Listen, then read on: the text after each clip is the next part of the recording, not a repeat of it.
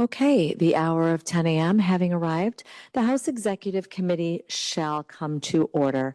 I'm in possession of one substitution letter replacing permanent member Jahan Gordon Booth with temporary member Evadina Delgado. With that, clerk, please call the roll.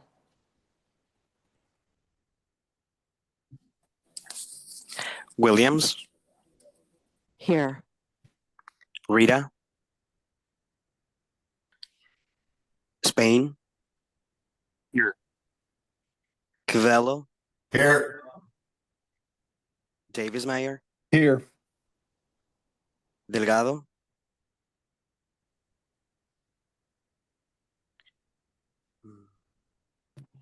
Hammond, Here. okay, Here.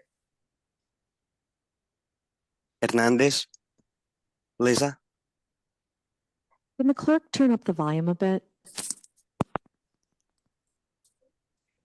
you hear me now? Still pretty faint, but it'll do. All right. Okay. Hernandez, Lisa, Ma,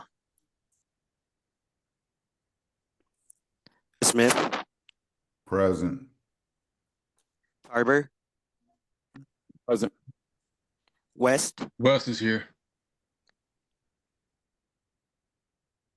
9 members present. Madam Chair, I'm Bob Brita. I'm here. Okay, Clerk, Rita. can you add Representative Leader Rader to the roll? Yeah. Okay, with 11 members present, we do have a quorum. So welcome all to a subject matter hearing on CPS finances. And we are so appreciative of the fact that you are here. As you've noted, we have many members joining us virtually, and we'll share the information provided today with members, not just of this committee, but other colleagues as well. So I'm noticing an echo.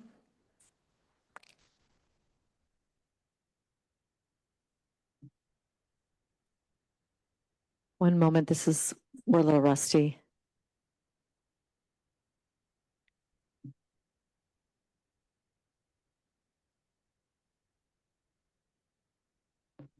Test.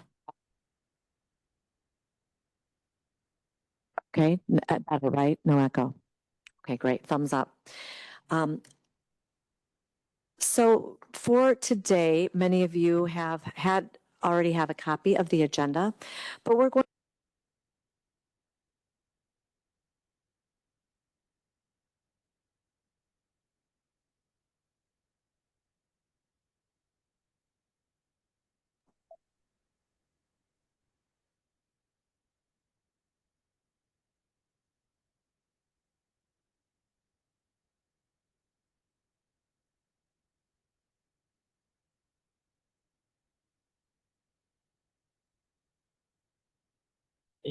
Just like that.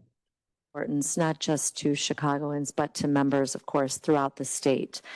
So until recently, as we all know, Chicago public schools were under mayoral control, and state legislators, aldermen, and other elected officials kind of took on the role as community representatives when it came to interfacing with CPS. And now that we have a hybrid board in place and the transition to a fully elected board is well underway, the dynamics have shifted, and the responsibility for the direction of CPS lies in the hands of the 21 capable and committed individuals serving on the board today. Soon, we'll have 21 individuals fully elected and take the reins of the first ever fully elected school board in Chicago. A transition this significant was never going to be easy, especially when it involves such a diverse and robust school district like CPS. The conversations around governance, finance, and educational outcomes are complex and often challenging. There are no easy answers. I've learned over the years there are no quick fixes, but as the transition continues, the state's role in these conversations will evolve, but it will always be paramount.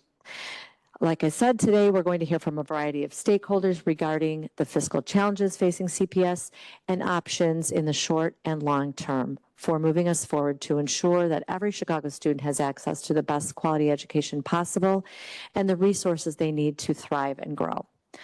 So our agenda today, we'll hear from Leader Tarver and perhaps a few words for Leader Delgado. And then we will go to an agenda which includes the first group, Dr. Macklin King, Interim Superintendent, President of the Chicago Board, Sean Hardin, followed up by Nelson Giroux, Chief Public Affairs Officer of the Chicago Public Education Fund. Then we'll hear from Joe Ferguson, President of the Civic Federation. Then Kia Banks, President of Chicago Principals and Administrators Association.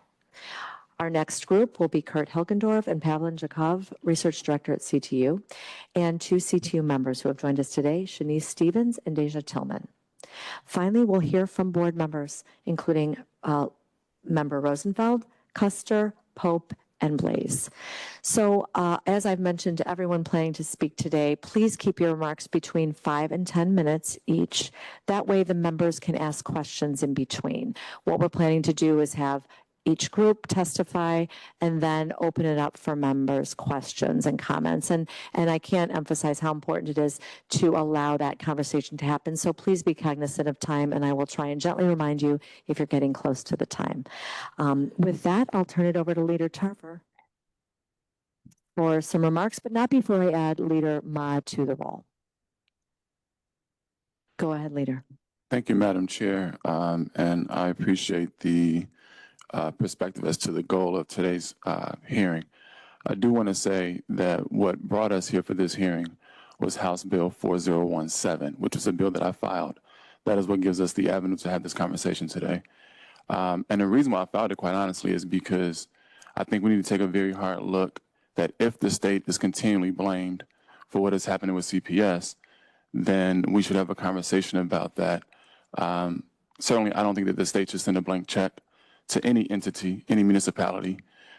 Even when we had a conversation, when we were having conversations about transit, there was no conversation about more RTA or CTA funding without real conversation about reform. The question, I think, is if we're still in a position, especially at the about phase when it was supposed to be a fully elected school board, and then it became a hybrid because the board was tipped in favor of the current administration. We got here because in June of 2024, Mayor Brandon Johnson jumped out and said the state owes CPS $1 billion. I will tell you what I said then.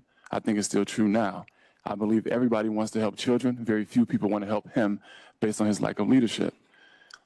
He was wrong in his position about the state owing CPS, and his math was wrong as well. After coming up short in CPS, it seems he's toned his rhetoric down a little bit. But to be clear, to get all schools to adequacy, in 2024, ISB was very clear, that's $5.47 billion. I think if he understood how Springfield worked, there's no votes outside the city of Chicago to just send the city of Chicago money without sending money to the rest of the state. That has to be part of the conversation. To my good friend, Alderman Hall, again, as to how we got here, at the hearing about whether or not former Superintendent Pedro Martinez should be fired, blatantly stated, and I told him this in person, I told him I would say it publicly as well, that the state is the reason for the school to prison pipeline, somehow bypassing CPS's responsibilities. CT was also turned up the heat, understandably so, that the state needs to provide more money to CPS. Individual board members like Board Member Brown demanded a special session. CPS came down to Springfield arguing for more money, but it shares the same problem that the city of Chicago has in many regards, and that its IGA team is woefully inadequate. When you have individuals like Ali Fendrick who come to Springfield, negotiate bills, and then when the legislators take their language, they go and try to kill the bill on the other side of the chamber, that doesn't inspire a lot of confidence in the ability to work in good faith. So there are a lot of issues. And then we have the rumors of CPS coming down to Springfield to increase the property tax levy or potentially altering the voting threshold on the CPS board so that it could get what it wanted done. And by it, I mean the fifth floor in its administration. I will wrap up in just a moment. There have been bills filed in Springfield to require CPS to have its EBF funding in the same way, the same formula as everywhere else. Rarely would you find me quoting Governor Pritzker, but I will say I think he said something that a lot of us feel. I don't think that it's the job of Springfield to rescue the school districts that might have been irresponsible with one-time money they received. Poor fiscal management on the part of the local government is not necessarily the responsibility of Springfield, except that it has been in the past. So clearly there has to be a conversation. CPS has significant financial issues. We know that. Its relationship with the city of Chicago regarding the $170 or so million in pension costs has remained an issue. My understanding is that because it's the way CPS receives its funds, it doesn't come before the K through 12 Appropriation Committee like other districts. So rather than have an honest conversation with legislators for cheap political points, in particular the mayor and the fifth floor have pointed and punted to the legislature the blame for a system that the state has not held control of in at least 15 years. So I'm glad to see that many stakeholders are here to have an open and honest, straightforward conversation. My only hope is that at some point during this conversation, it becomes evident that there's a shared goal to focus on the children of the district, because I have not heard that in the news to date. Thank you, Madam Chair. Thank you, Leader. I will check in with Leaders Delgado and Mata, see if you want to make a comment at this point. Okay, then we will go ahead and get started. Dr. King and President Harden, if you wanted to approach the witness table. Mr. Blade, I think will introduce you. And when you speak, if you could turn the button on to make sure your microphone is on. And we're also joined by Jamal Chambers. Go ahead when you're ready.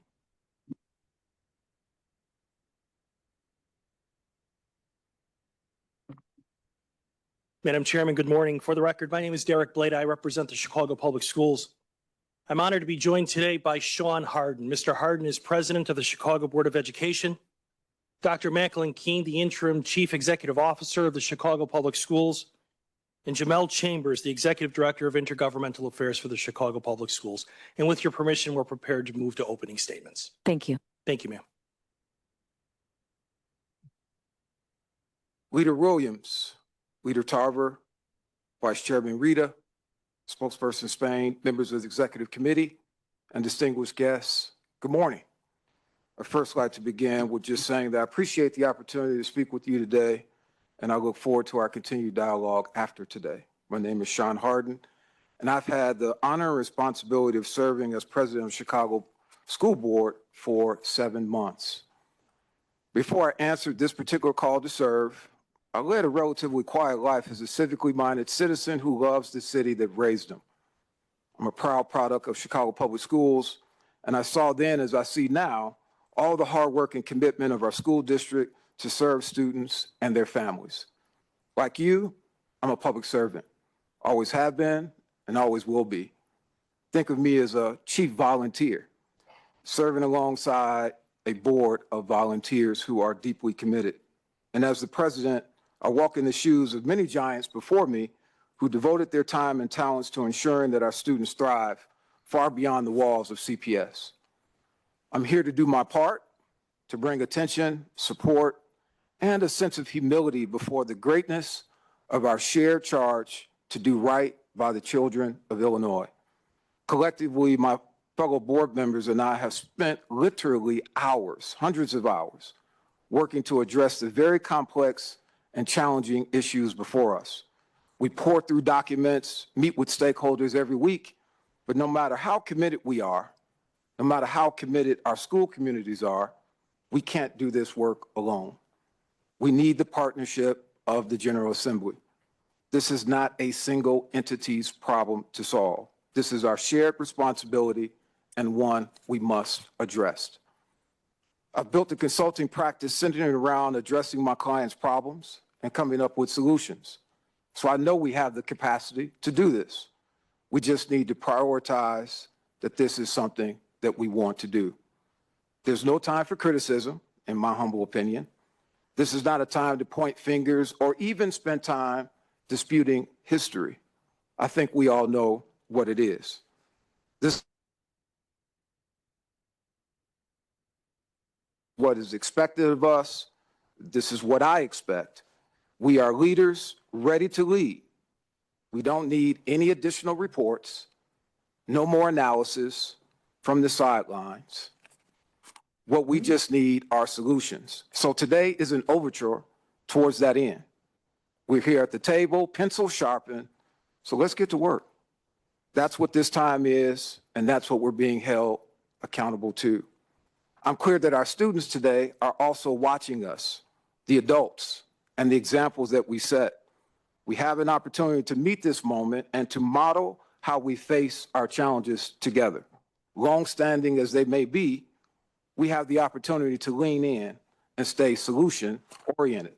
Our school board, for example, is made up of passionate people who, based on their varied life experiences, have varying viewpoints.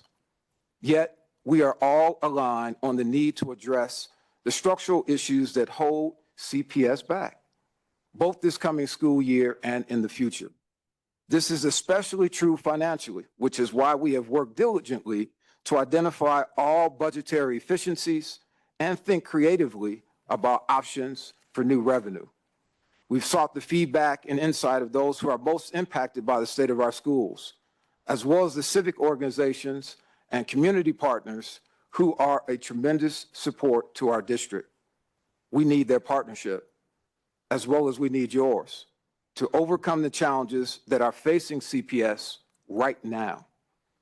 We have pursued every funding opportunity by law and every partnership available under this board's leadership, and we will continue to utilize every tool at our disposal and even forge new ones. It is my belief that this partnership will be the measure of our success, so I'm here asking for yours. We are eager to work with the entire General Assembly around finding solutions to our district's financial challenges. So I want to thank you. Thank you in advance for joining us at the table and for helping CPS continue to be a school that opens doors of opportunities for all of its students. Now I'd like to turn things over to our interim superintendent CEO, Dr. Macklin King. Thank you. Thank you. Before we go to Dr. King, I noticed we have a few other people have joined us at the table. Mr. Bleda, would you ask them to provide introductions? Hi, I'm Mike Sukowski, Chief Budget Officer for Chicago Public Schools. Great. Here for questions, I presume? Yes. Okay, Andy? Miroslava Mejia Krug. I'm the Chief Financial Officer at CPS, and I'm here for questions. Thank you for being here. Dr. King, when you're ready. Thank you, President Hardin. Good morning, Chairwoman Williams, Vice Chairman Rita, Spokesperson Spain, members of the Executive Committee, and distinguished guests. I appreciate the opportunity to speak with you today about the Chicago Public Schools and our budget. As a proud CPS graduate who served for 12 years as a CPS teacher, 15 years as a CPS principal, and 3 years as a senior education advisor to the current and former mayor, I am certainly not new to Chicago Public Schools. This 30+ years of experience has prepared me for the challenges and deeply rewarding work ahead. As I complete my first full month on the job, I have come to understand that CPS serious budget challenges are more extensive than previously stated and threatens to undo the school budgets principals received in May and plans for the opening of school in just 19 days as of today. Time is of the essence to solve this, and my work shows I'm committed to the necessary conversations with students, parents, teachers, legislatures, and leadership to make progress on these critical issues. We are solving for this budget cycle, of course, but we are also looking ahead so that we do not find ourselves in this position again. We cannot change the past, but we do have control over what happens from here. So I'm hoping to partner with you in finding equitable solutions so that our district, our city, and our state can thrive. On August 13th, less than 2 weeks from today, I need to present a fiscal year 2026 budget to our board. The following week, on August 18th, we need to open our doors, our city public schools, to our students. And the week after that, on August 28th, our board needs to pass the budget. Our challenge, when put in the simplest terms, is that we have a $734 million deficit that must be closed. And we are ready and willing to work with all parties who support the effort of creating educational stability for our students and families. I want to be clear about how CPS arrived at this deficit. When it comes to financial management, CPS has passed a balanced budget and ended the fiscal year in balance or with a modest surplus every year for the past 5 years. And we've had our credit upgraded 14 times in that period. The federal pandemic aid, the investments the district has made in staff and programming over the years led to one of the strongest academic recoveries in the country from the COVID-19 pandemic. It's brought us much closer to where we were prior to COVID, when a 2019 study conducted by leading education research and Stanford University professor Sean Reardon showed that CPS students were growing faster than almost any other school district in the country, and that they were experiencing 6 years of growth in just 5 years of school. We can see that evidence of our investments in our students is well worth it. It proves a very important point, that our students can and do compete with anyone as long as we invest in them. I want the members of this committee and the broader public to understand that CPS is a good investment. The funding during the pandemic has ended, and CPS has very limited ability to add revenue beyond raising the property cap, tax cap. So when those funds began running out last year, CPS found $500 million in savings within our budget to protect those critical investments, balancing the budget without impacts to schools. However, many of these savings were one-time fixes, and this year pandemic aid has fully dried up, while Washington seems intent on restricting even more K-12 education funds. So we are faced with the challenge of how do we keep process going to continue providing our students with the staff, services, tools they need at a time when we have less revenue, but more significantly in an environment where costs are increasing at an accelerated pace. I want to go through some of the areas of the budget where we see cost pressures contributing significantly to our deficit.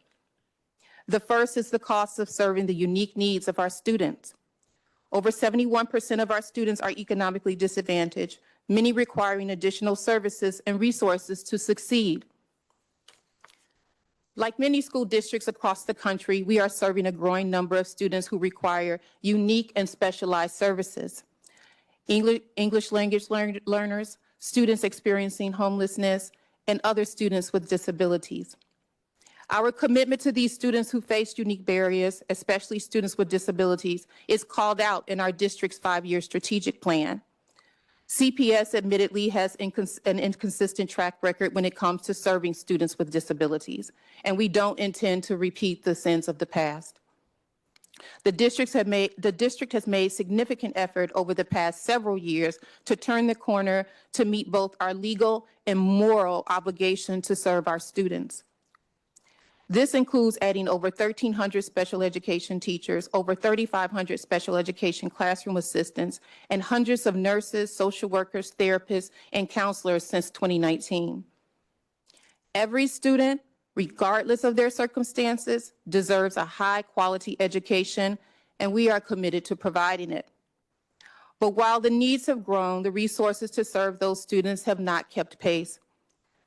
The second major cost is the district's pension obligations. We are grateful to the state of Illinois for the support we received on finding dedicated revenue sources. The fact remains that we still have significant outstanding pension liabilities for which there is no dedicated revenue source, and we are forced to divert funds from the classroom to pay our liabilities. The third significant cost pressure is our district aging infrastructure. The average age of our CPS buildings is 85 years, which means a lot of maintenance, repair, and replacement needs. We've had to spend more on day-to-day maintenance, which is a more expensive strategy than making permanent long-term improvements to our buildings that would save us money in the long run. And with inflation and tariffs driving up the price of equipment, labor, and raw materials, it makes it harder to provide students with the learning environments they deserve. So to recap, growth in students' needs, pension obligations, and facility improvements, these are the long-term cost drivers that we need to contend with. I look forward to exploring long-term solutions with our partners in government. In the short term, However, we have been focused on the immediate budget crisis that must be solved in less than a month. Out of the $734 million deficit, we have identified $165 million in savings for this fiscal year, bringing us closer to bridging our budget gap. We are turning over every stone to find savings within our budget. Given that most of our budget goes towards paying for staff, these cost reductions unfortunately include layoffs. These layoffs are impacting our central office employees and impacting staff that directly support students. We are devastated that we are losing dedicated public servants who have been performing critical work in the service of Chicago students. Fewer crossing guards, fewer safe passage workers, replacing our hot summer program with packaged snacks, delaying maintenance and building improvements, fewer opportunities for our students to receive vaccines and other critical services. These are real cuts that will impact the student experience. To consider additional impacts on our school system suggests that we don't see faces and futures behind the dollars to invest in our children, needed to invest in our children. If there's a silver lining, it's that these cuts are mostly structural, which will help bring down the deficit in future years. Regardless, we still have a long way to go to close our budget deficit this year. We know this will not be the end of our budget cuts, but we also know that we cannot completely cut our way out of this situation. To do so would have a devastating consequence on the day-to-day operations of our schools and therefore the quality of our students' education. It will force our school principals to reopen their budgets for the next year and make seemingly impossible choices. As a former CPS principal, I can tell you that the worst thing I can imagine in that job is being told that I need to slash my staff and programming just before the school year begins, or even worse, mid-year. We must do everything possible to leave these school budgets intact. That's going to require more revenue. So I'm here and ready to work and partner with everyone who is willing to join us in this effort. This also reflects what I've learned in our recent public engagement around the budget. Earlier this month, we held a virtual information session on our budget and 5 public feedback sessions on the budget. What I've learned is that our stakeholders, the families of Chicago, want us to work with our partners at the city and state to secure additional dedicated revenue. They want us to avoid cuts to the schools or programs that would hurt students' education, wraparound services, or social-emotional well-being. They want to ensure a more equitable distribution of resources, and they want us to continue engaging with them as we make decisions. As the leader of the district, I am obligated to follow the lead of those we serve. So I'm here, willing to work with everyone who supports our schools to solve this budget challenge. I want to end today with a very specific ask of the lawmakers of Springfield. I want you to know that CPS has worked to exhaust our limited avenues for raising revenue. Over the past 20 years, we have increased the property tax levy to the maximum amount allowed under the property tax cap, understanding that the local tax base is the primary funder of local schools and is the only revenue stream in our control to relieve the pressures caused by inflation. We aggressively pursue grants, reimbursements, and philanthropic donations to bring in additional dollars to support our students. But the bottom line is that our needs are simply outpacing the available revenue. As I mentioned earlier today, we have to present a budget by August 13th. But I understand that any additional revenue cannot happen that quickly. Because there is a misalignment between the state, city, and district's fiscal calendars, we can pass an FY26 budget with a reasonable assumption of future revenue, with the realization that we will need to make drastic mid-year cuts if the revenue does not materialize. Can you please wrap up? Yes. Thank you.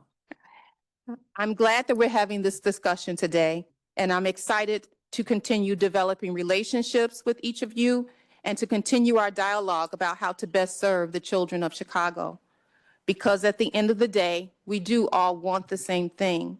We want well-resourced, well-funded schools where every child, regardless of their background, zip code, or country of origin, has the opportunity to succeed.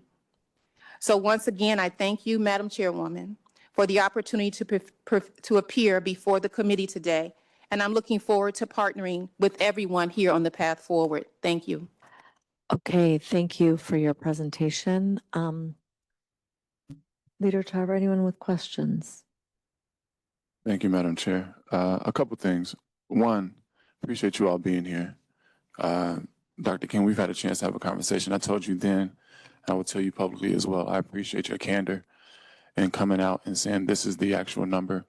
We had heard a lower number before. I think when you first came in, you said, no, this is the number. So thank you for that. There was a lot of conversation about partnership between both you and Mr. Hardin, and I appreciate that. I want to give you a little bit of background as we talk about what partnership looks like. And I heard you very loud and clear when you said we don't want to talk about the past. I want to talk to you about just some things that are relatively current that make it difficult to partner. And I'm setting Mr. Blader aside because he's been absolutely phenomenal. In Springfield, we've had conversations with folks from CPS. We've negotiated with people from CPS. And we've watched them go and kill bills that they agreed to when we use their language. That is a problem for me. Okay, and it's happened over multiple years.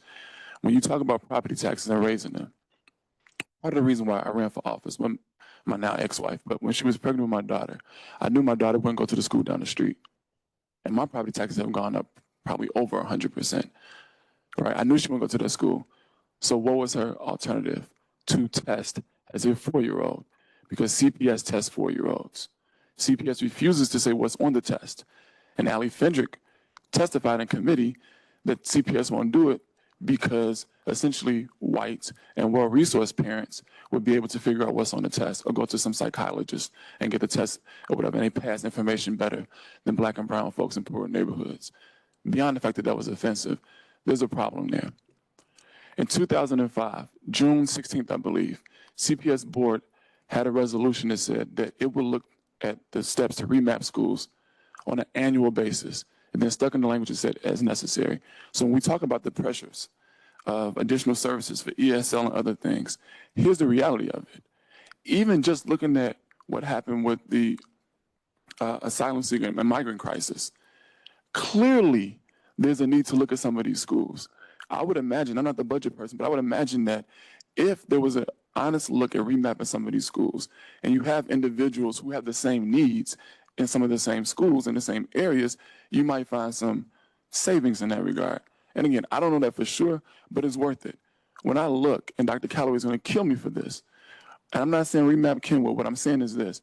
When I look at the last time that Kenwood has been remapped, Mr. Willis, the Willis Wagons, was the superintendent.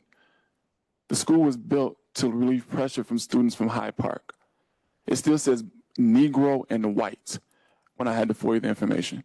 My point in saying that is, if CPS upholds what it says in its own resolutions from 20 years ago, it will make it a lot easier to partner with CPS as we move forward. If I cannot take your staff's word to be true when I negotiate with them and others, that's a problem. If I cannot take the board's word to be true when it passes a resolution, that is also a problem. As far as the pension obligations, I just want to say this. It would have been helpful for the city of Chicago to be here as well. They've had an invitation for every single time this thing has been started and paused and canceled and rescheduled, and they've not shown up. We need a better understanding before we start talking about different levers as to what is the city's responsibility versus CPS's responsibility, not to point the finger at one another, but so that we understand. Because honestly, it's a lot easier if the city of Chicago and CPS sit at the same table and say, we both don't have the money. We both need help. Then it makes it a little bit easier to come to the state and have a conversation.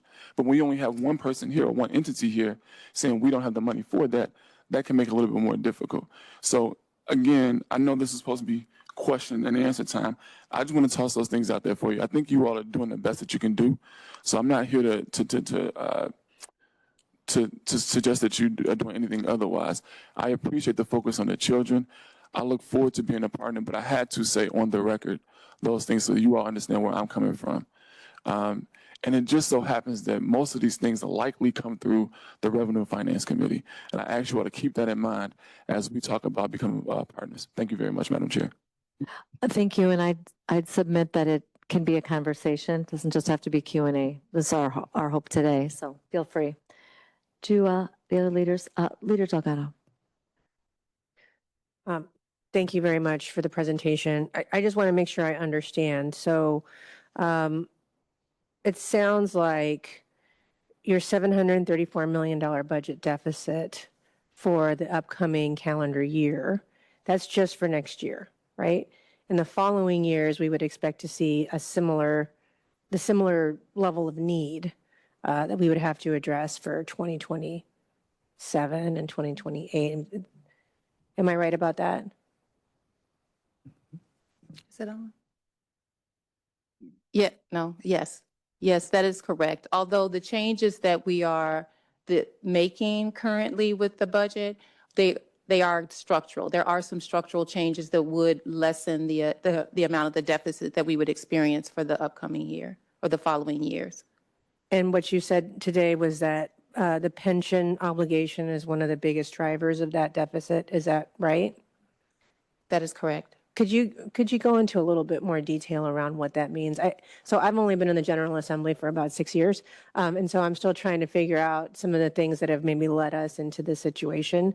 But I know when we transitioned over to a fully elected school board, there was a lot of discussion about the pension obligation and how the city of Chicago and CPS were entwined in a lot of ways financially. And so if somebody could just kind of lay that out for the record and also just to help me remember so that I understand kind of how we got here, and then a little bit more detail around maybe some solutions you have around the pension issue. Absolutely. I'll turn it over to Mike Sitowski. Hi. So from a budgetary standpoint, the pressure that we've seen around pensions is due to growth in costs for the district in both our teacher pensions and our non-teacher pensions.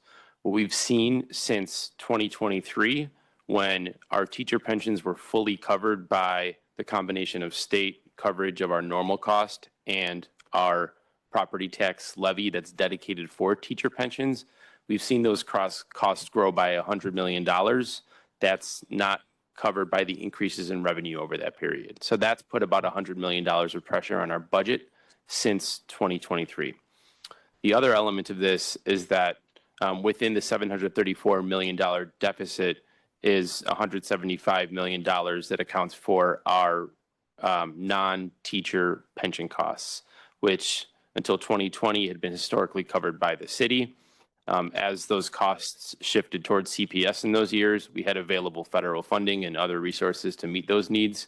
But now that's part of our $734 million deficit heading into next year.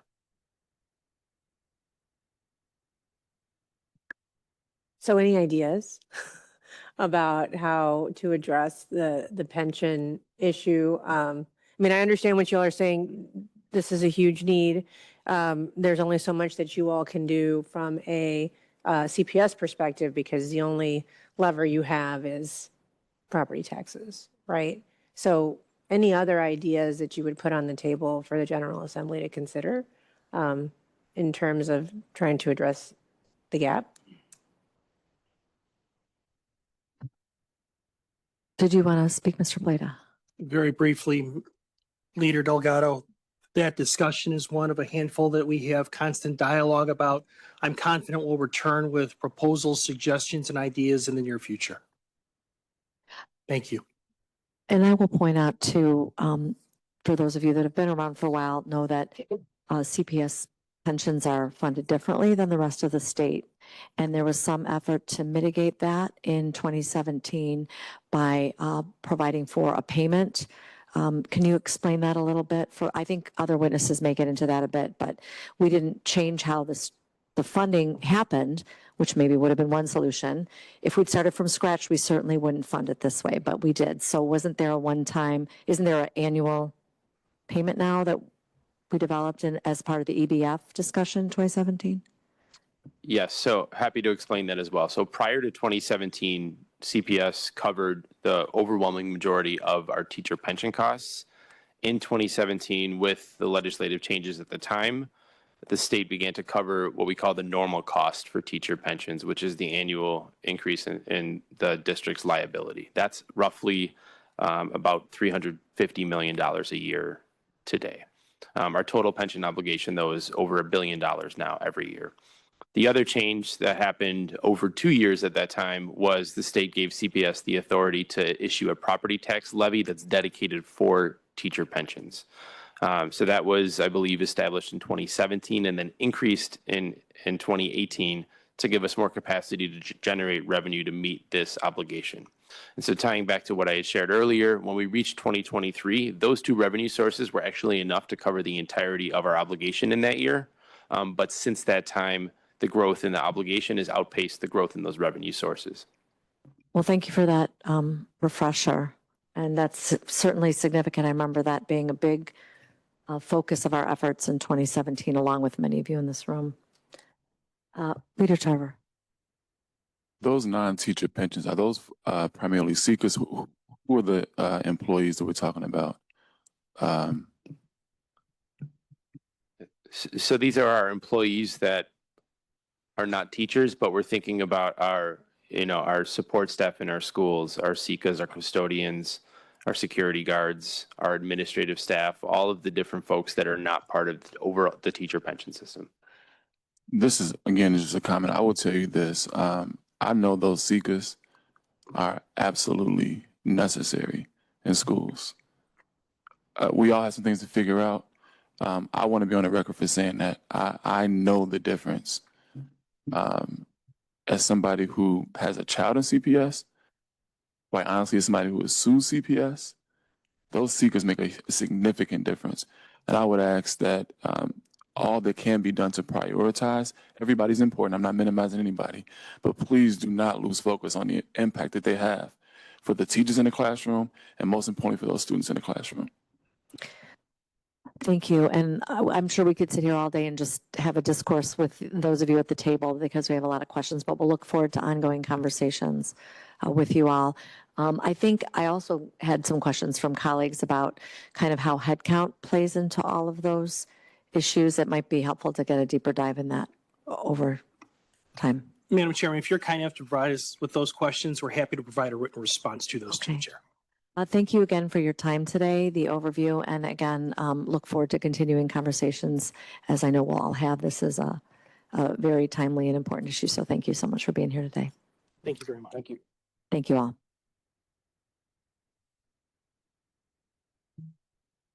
Next up, we'll hear from Nelson Giroux, who is the Chief Public Affairs Officer at the Chicago Public Education Fund. And I know you provided us with written copies of your testimony. So I didn't read them yet, but if you haven't, can you also provide a brief overview of the organization and your charge? Thank you.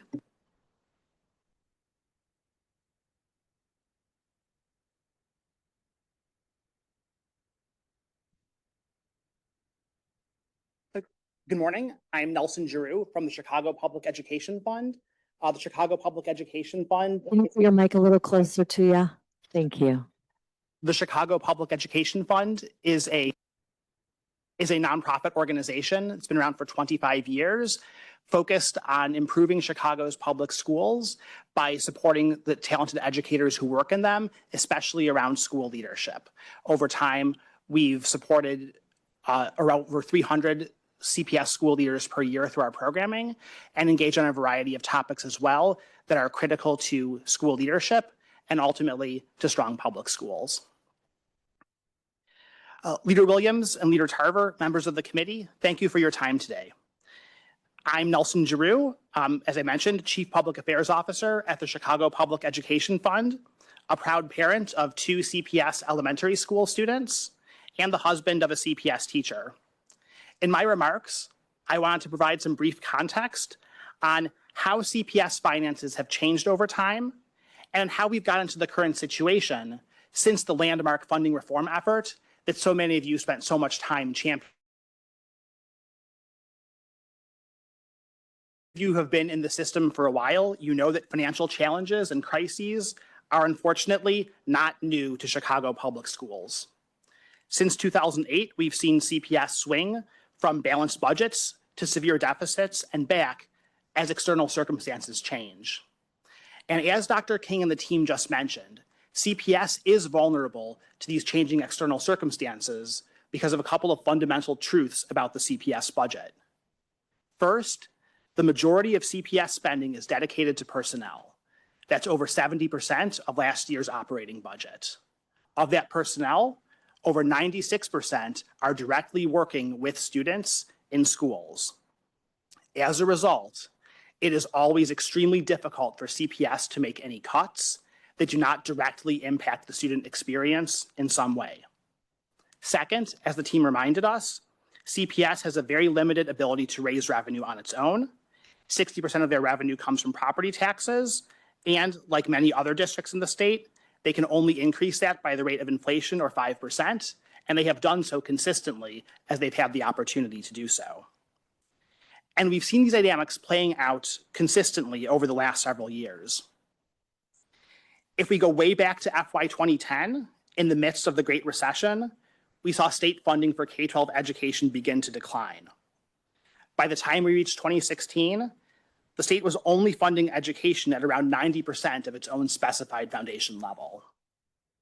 Ultimately, state funding in actual dollars for CPS by 2016 was lower than it was in 2008.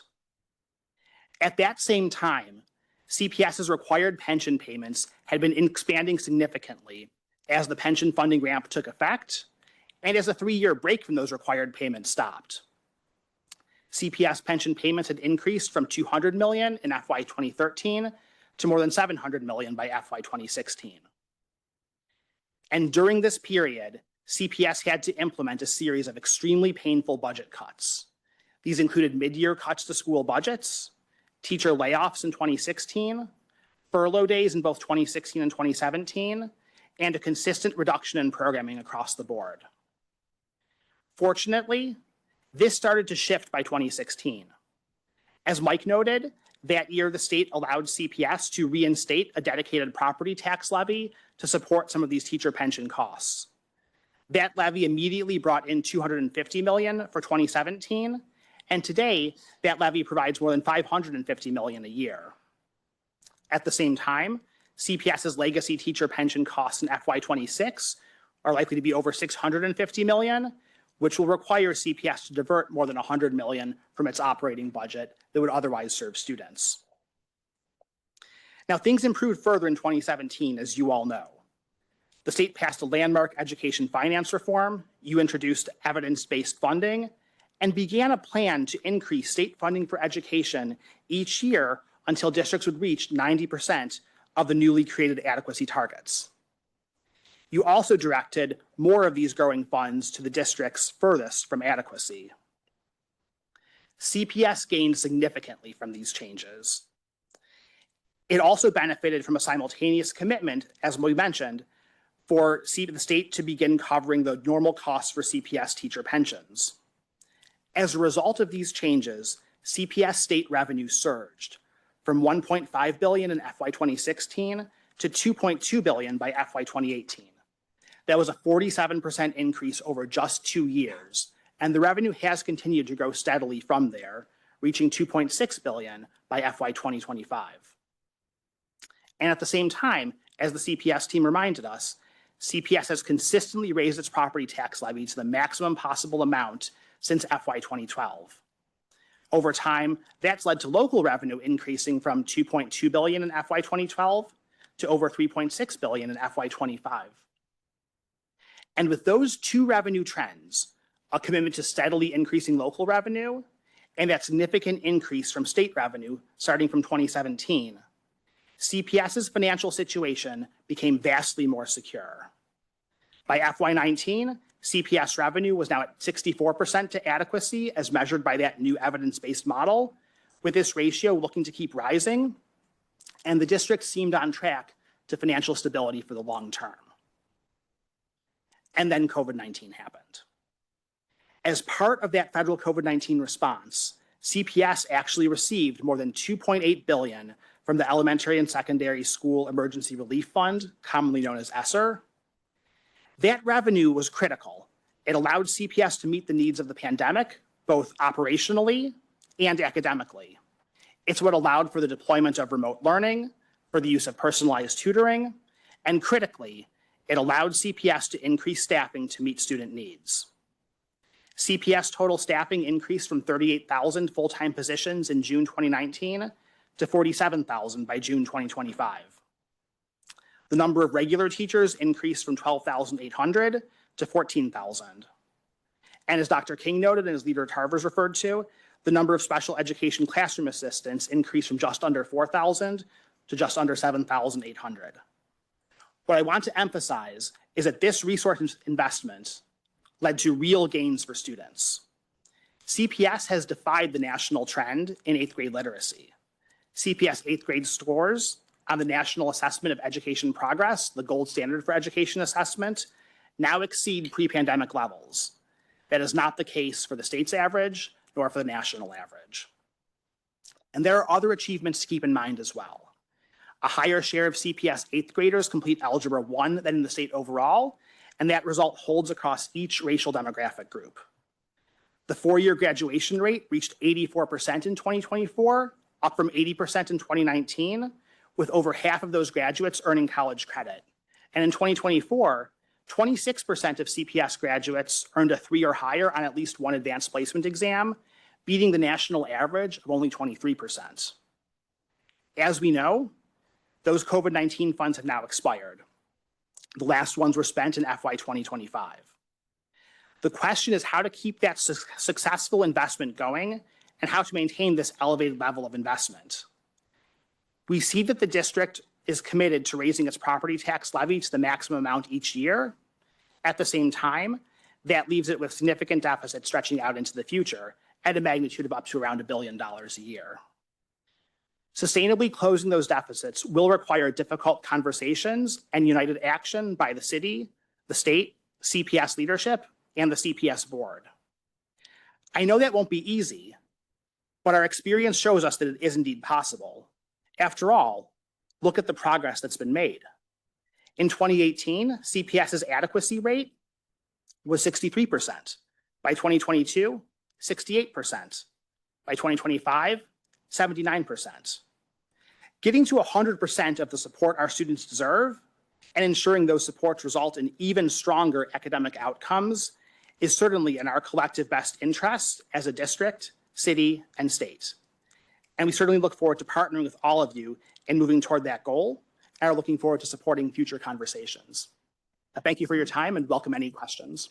Thank you. And before we turn it to other questions, I just have to thank you for outlining this.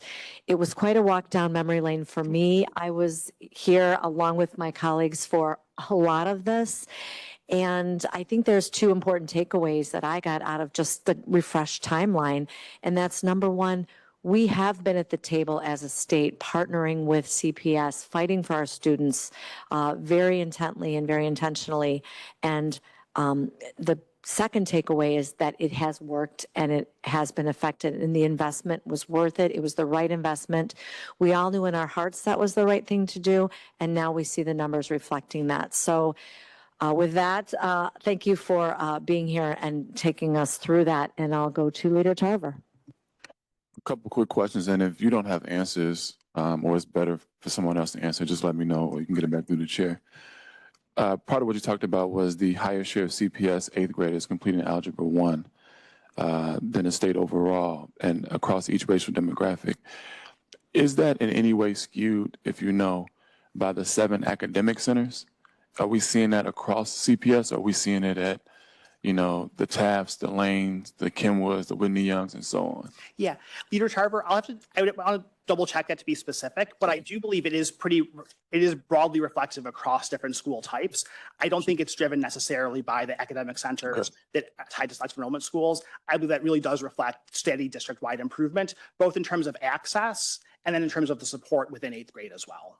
Good, I appreciate that. I'm aware of a couple of neighborhood elementary schools that have a majority of their students completing Algebra 1 in 7th grade, in fact. That's good to know, particularly with the neighborhood schools.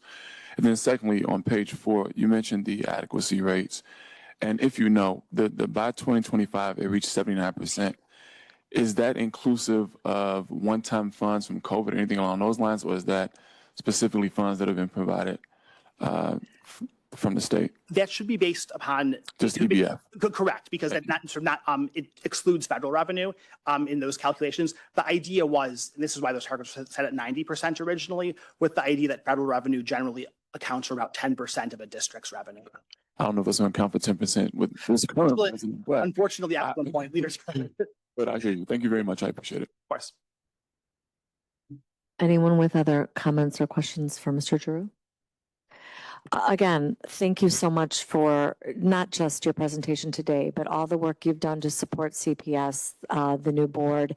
And unfortunately for you now, we'll be looking to you for support as well in this conversation. And again, thank you so much. Thank you for your time and all your continued support for our students. Thank you. Okay, next up, we'll hear from Joe Ferguson. Come on up when you're ready.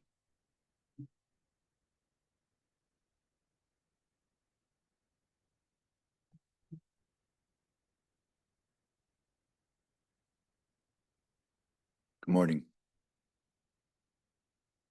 Good morning, Chair Williams, Vice Chair Rita, and members of the Executive Committee. My name is Joe Ferguson, and I'm president of the Civic Federation, whose 130-year mission, dating back to the time of its founders that include Jane Addams, is to promote the effective delivery of government services through nonpartisan research. Thank you for the invitation and the opportunity to join you today to speak to the financial issues facing the Chicago Public Schools. As you've been hearing, CPS faces a budget deficit recently estimated at $734 million for the 2026 fiscal year, which, as of July 1st, has already begun. By state law, it must pass a budget by the end of August, and CPS closing that gap in the next 4 weeks will not end its distress. The deficit facing CPS is and has long been structural and is projected by CPS itself to increase annually for the foreseeable future. This year's stated projected deficit already assumes one-time revenue sources not within CPS's control. Moreover, and not much discussed, the district's structural cash flow challenges may be further complicated this year by the late mailing of property tax bills and the expectation of lower than average collection rates due to leaps in bills for some taxpayers after the most recent assessments. One option being discussed to bridge this year's deficit is short-term borrowing. Such borrowing would not be backed by revenue, which, coupled with the district's already junk credit rating and high long-term debt, would likely mean higher borrowing costs, driving even greater deficits in future years, and all but certainly causing rating agencies to consider reducing CPS's credit rating yet again. This is a pivotal moment for the district. It is run by a board and leadership in transition and struggles with underfunded pensions, intergovernmental disputes with the city of Chicago, and serious misalignment of facilities management to long-term declining student populations. In the aggregate, the district's untenable financial position warrants the opening of a discussion on the potential need of a revived school finance authority. How soon may well be a function of the decisions the board makes in the next 4 weeks on the FY 2026 budget. The foremost challenge facing CPS is the size of its structural deficit. And over the last 5 years, federal revenues earmarked to mitigate the effects of the pandemic on children were used to increase staffing with no plans to fund those positions in the future. That federal support was one time, and the last of it was used up in the district's last fiscal year. Despite generally over the long term declining enrollment, CPS has approximately 7,000 more personnel than it did in 2019, with no revenue source to cover much of those increased salaries. Additionally, the new collective bargaining agreement with the Chicago Teachers Union will add an additional approximately $1.4 billion over the next 4 years. Most of these costs are due to cost of living adjustments, providing raises for CPS teachers. And as noted already, CPS has a junk status credit rating, making its debt service very expensive. CPS also struggles with underfunded pensions. The Chicago Teachers Pension Fund has a funded ratio recently calculated at just 48%. And unlike every other school district in Illinois, the state covers only the normal cost of CPS's pension obligations, leaving the unfunded liability, about 60% of employer contribution costs, to the district itself. Although the CPS has designated property tax levy it can use to pay for teacher pension costs, as already has been heard, this levy is not sufficient to cover the liability.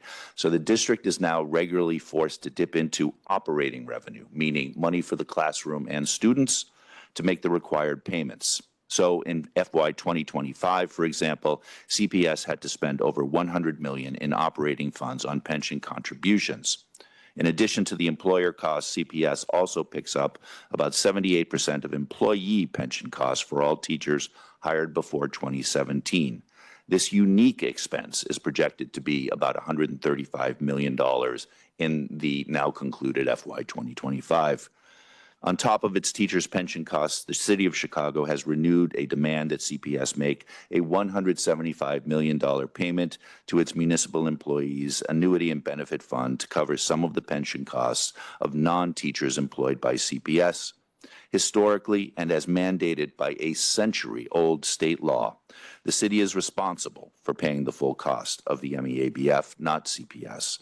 And although CPS began contributing to the fund in 2020, it did not make a reimbursement last year, and for good reason. It had neither the financial resources nor the legal obligation to do so. As public school enrollment in Chicago declines, the district has seen many of its school buildings dip into CPS's own definition of underutilization. 287 of CPS's 498 facilities are underutilized, meaning that they hold less than 70% of their capacity for students. 50 of those schools are at less than 1/3 of their capacity. Underutilized schools inflate system operating costs and necessitate a high staff-to-student ratio in order to provide the very same opportunities as are provided to students in larger and, in more than some cases, over-enrolled larger schools. In severe cases, these schools also do a disservice to enrolled students by failing to provide them with an adequately large community of peers for holistic development and well-being. Solutions to CPS's long-term fiscal challenges within its control are limited, as you've already heard.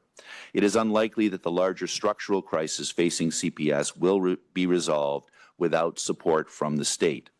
To close its structural deficit, CPS will need additional funding from the state or a new source or sources of internally controlled revenue to draw upon. But the state should not give something for nothing, nor should it provide additional support to CPS without confidence that the district will be a prudent fiscal steward. CPS would best be able to provide this assurance by implementing, or at least coming forward with, a real and substantial and practicable austerity budget, however it may be hard to read. One source discussed. We're not going to have any acting out or yelling and disturbing the decorum. Thank you. And let's be clear, that's not a proposal for an austerity budget, but it is the basis for a conversation of the magnitude of the challenges the district faces and the consequences that would be the baseline for a conversation with the state about what to do next. One source discussed that is neither fiscally nor procedurally practicable is the recurring demand for 100% or even immediate 90% funding under the state's evidence-based funding formula. To be clear, EBF does not create an enforceable right to full funding. It took years to be developed and politically socialized and cannot be altered for one district. What is done for one district must be done for all school districts in the state. And so the bottom line is, for CPS to get $1 billion more in EBF funding actually means an outlay of over $4 billion statewide by the state, which is dealing with other immediate fiscal challenges, including more than one that already affects CPS families. One potential source of aid that warrants future examination is the current level of state funding for the Chicago Teachers Pension Fund. The state covers over 97% of funding, including payments for historical underfunded liabilities of every downstate school district, while covering only 35% of the annual payments due to the CTPF, and none of the historically underfunded liabilities. This makes CPS an anomaly in that it is forced to devote hundreds of millions of dollars in spending to pensions in payments that no other district must bear. However, the prudent management of the state's higher contribution to the non-Chicago Teachers Fund is assured by direct state control over the TRS, the Teachers Retirement System. The state might be called upon to examine full funding for the Chicago Teachers Pension Fund's unfunded liability in exchange for management of that fund. This might be best achieved by consolidating the CTPF with TRS, a move that would equate the funding structures, give the state control over the Chicago Teachers Pension Fund, and would create cost savings by eliminating administrative redundancies. Such a move, in conjunction with the transfer of existing revenue-generating authority for the MBEAF from the city to CPS, would move the system into more responsible budgeting that aligns operations to traditional revenues and could help close the remaining structural deficit. An alternative and maybe even companion solution to CPS's crisis may be to revive some aspect of the School Finance Authority. The School Finance Authority was originally established in 1980 to save the district from financial insolvency. At the time, the district was unable to make payroll. Its access to the credit market was effectively shut down, and the state, following years of financial bailouts, refused to provide further assistance. The SFA was given approval power over the district's annual budgets, financial plans, and contracts, and was further authorized to independently issue debt for CPS and to levy a separate property tax for debt service. It was this structural independence that separated the SFA from the district's then low credit ratings, which provided access to bond markets that CPS could no longer secure on its own. While the financial situation of CPS today is not nearly as dire as it was in 1980, many of the same components that drove the district to its breaking point then are evident in the background today. If CPS goes forward with short-term borrowing despite its junk status credit rating, it could drive its future deficits even deeper while risking its access to credit markets as well. If the district does not address the looming structural deficit, the SFA could become a necessary last course resort of action. And reinstating an SFA need not and should not equate to a takeover of the district. It can be calibrated to the circumstance. Nor does it need to take anything remotely of the same form it did 40 years ago, if it is thought necessary. The board should continue to make decisions on operations and curriculum, but with financial oversight that will better position the district to thrive for Chicago's future generations. A revised SFA could provide financial oversight through full veto authority over contracts and budgets, partial budget control without veto power, enhanced oversight and auditing capacity to the benefit of all, including the members of the committee and the legislature, or any combination of the three, and its operation could be phased in part to the gradual democratization of the board itself, which, it bears noting, still operates without a majority of members who are not democratically elected quite yet. The SFA would provide a framework that can be calibrated to the district's actual need, which will be determined by state actors from whom the district is seeking assistance. It may not be a panacea for all of the district's financial woes, but it warrants consideration as a tool to right the ship or help right the ship and provide the education the children of Chicago deserve. In closing, none of these bigger possible solutions, and there are others available to discuss as you continue. They're not immediately available, certainly not for this fiscal year, and they are complex. However, engagement between the topmost principals of the district, the state, and, as has been noted a number of times, the city, in ways not presently occurring, would be calming to all constituents that their leaders are coming together to meet the moment in ways that might assure that we are not here at this time next year. Thank you for your time, and I'm happy to answer any questions. Thank you for your testimony today. Do we have members with questions or comments? I'll start if that's okay. So you talked about the increase in headcount. You mentioned the words 7,000 number. Can you explain what that was or when the Yeah, time frame is? so that was the number of employees in the system. 2019, the number was around 35,000. Now it's over 42,000. Much of that occurred during the pandemic period, supported in significant part by funding that came from the federal government. There was little in the way of planning put in place to anticipate the end or the ramp down of that funding. And so what we have effectively from a personnel perspective and other perspectives, including some mentioned by the interim superintendent CEO and the chief budget officer, other expenses that essentially are overhead for which we do not have actual revenue to support at this time. What do you mean by that? What do you mean overhead? Overhead, there was a reference to the state of infrastructure for the school, the facilities. CPS has estimated in the near term a need for $3 billion in improvements of its facilities, and overall $14 billion for improvements of its facilities to bring them to actual contemporary standards for a system in which the average age of a building is over 80 years. That results in increasingly higher maintenance costs as we go along because we haven't attended to those structural things.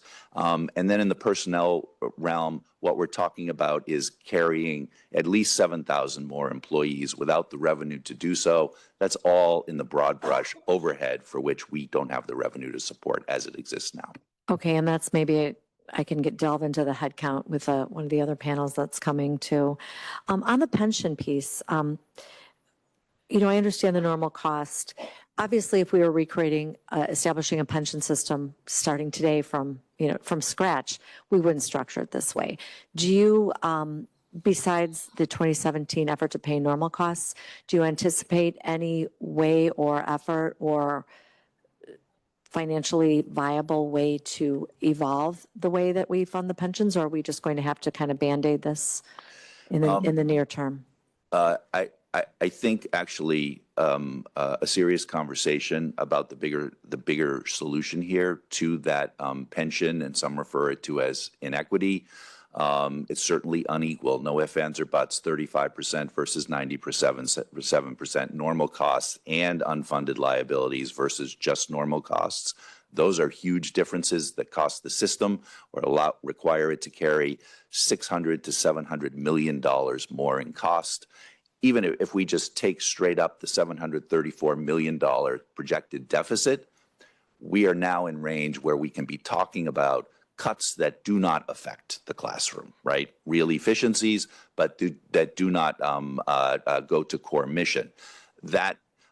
So that is capable of a larger fix. It should be coupled with a fix to the never-ending irritant of the situation regarding the Municipal Employees Benefit Fund, where the $175 million in costs that the city is looking from CPS, for which CPS doesn't have the money, that is not all of the costs of the non-teachers employed by CPS, but it's also the case that the law needs to be calibrated, one, and two, it is the city itself that holds all the levers for the sources of revenue for that fund. So that needs to be discussed as to how that goes to CPS in a way in which the state feels comfortable that both the authority and the additional resources are going to be channeled to the proper uses and the intended uses.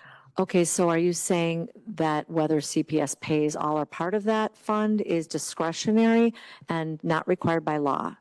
The law, I think, dates to 1921, and it is certain employees of the city that aren't covered by one of the other three pension funds: fire, labor, and police.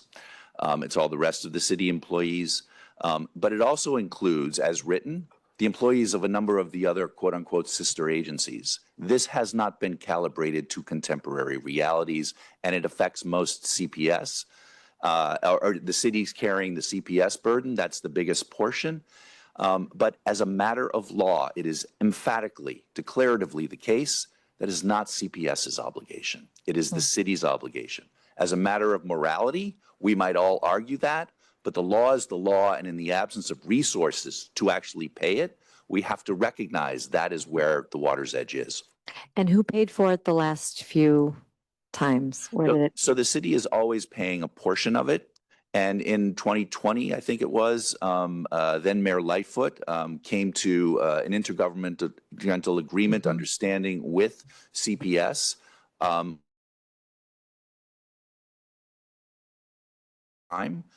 Last year, the city wrote this into its budget to its own detriment. There was under that agreement an expected payment of $175 million, and CPS said simply, we don't have that money. The only way to get that money would be to borrow it. That's borrowing for operating costs, and that would be a trigger event for all sorts of adverse consequences of continuing burden to the system. And when you say adverse effects, is that credit rating, bond rating, things like obtaining more debt service? Is that the kind of? One, it's debt service. It would be high interest loans. It's pejoratively described as payday loans. It's not quite that bad, but it's not good relative to what a government agency would be at if it was healthy. It is junk rating status that actually drives that and the market's determination.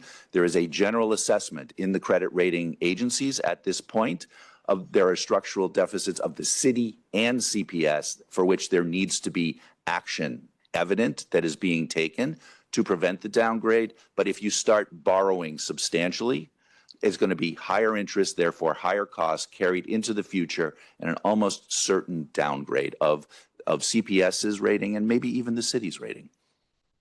Okay, do other members have comments or questions? Leader Tarver. Thanks. Just briefly, I appreciate you being here. Thank you for giving us kind of that breakdown. I want to make sure that I understand. I think that you answered this. So your understanding is legally CPS is not responsible for the $175 million we've been talking about. That is the city of Chicago's responsibility. Is that correct? Correct. That's one of the entanglements that need to be addressed in the next 2 years, no matter what, as we move to a fully separate and democratically elected board. Okay. And I would just say again, Madam Chair, I think this is the reason why the city of Chicago should have accepted an invitation to come and have this conversation. But given that they did not. So based on your testimony, it seems as though no matter what, whether it's CPS or the city of Chicago, when we're talking about these revenue matters, they're going to have to come to the state anyway at some point.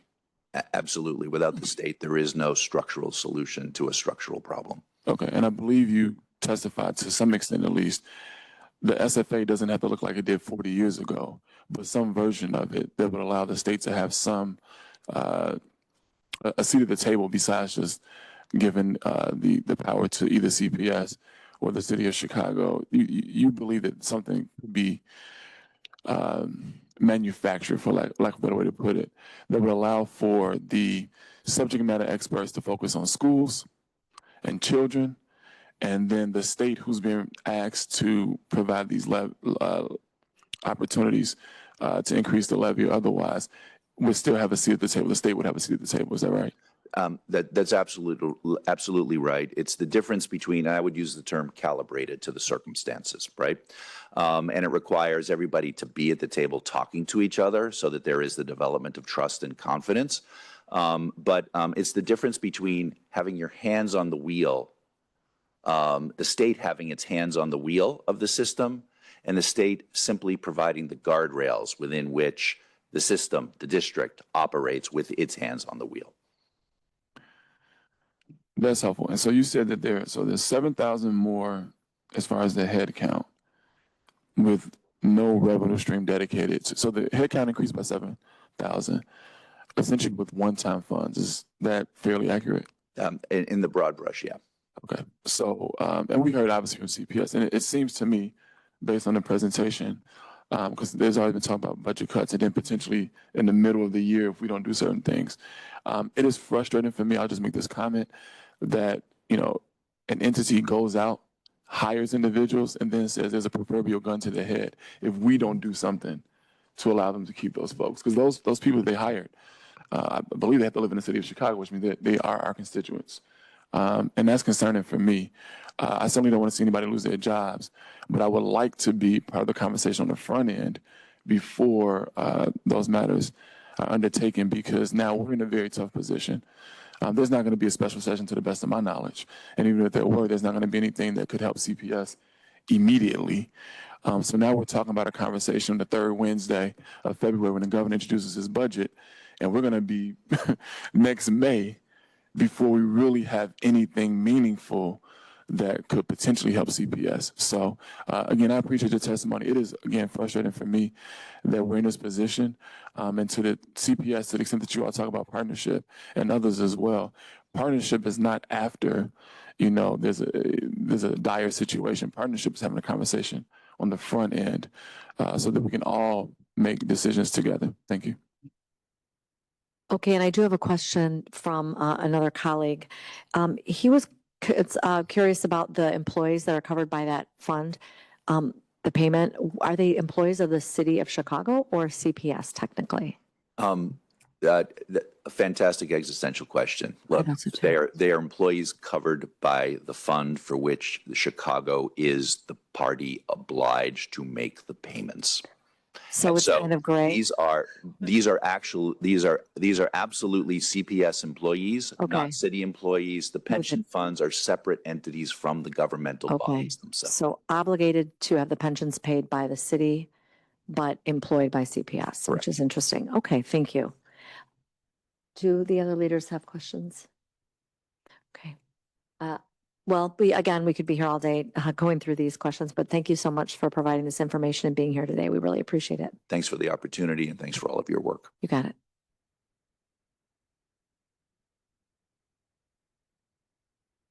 Next up, we have Kia Banks, President of the Chicago Principals and Administrators Association. I apologize I didn't get to greet you earlier, but welcome.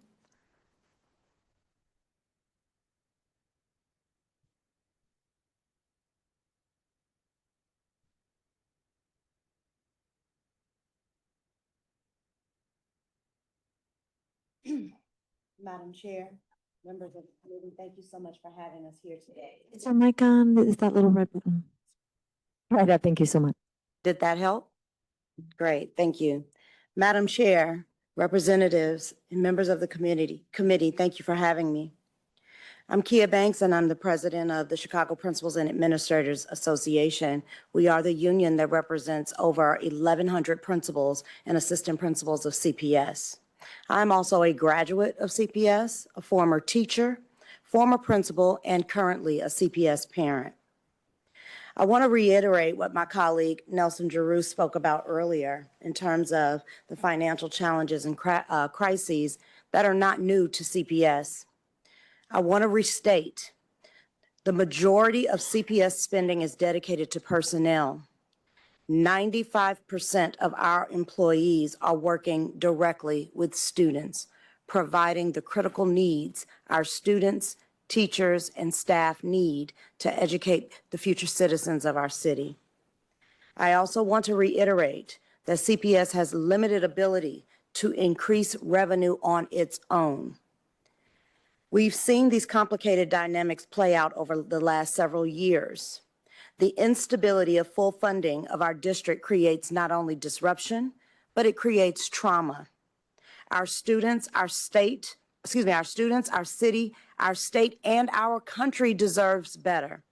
We have an opportunity here in this city and in this state to lead the country in what it looks like to prioritize the responsible and robust education of our children and our future generations.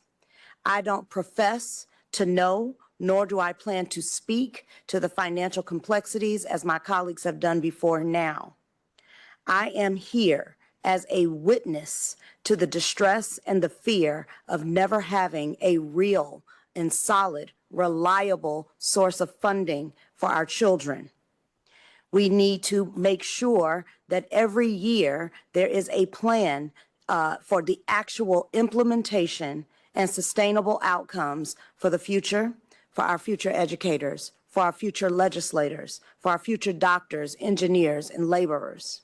The fact remains that our budget deficit cannot be directly linked to anyone sitting here in this room right now.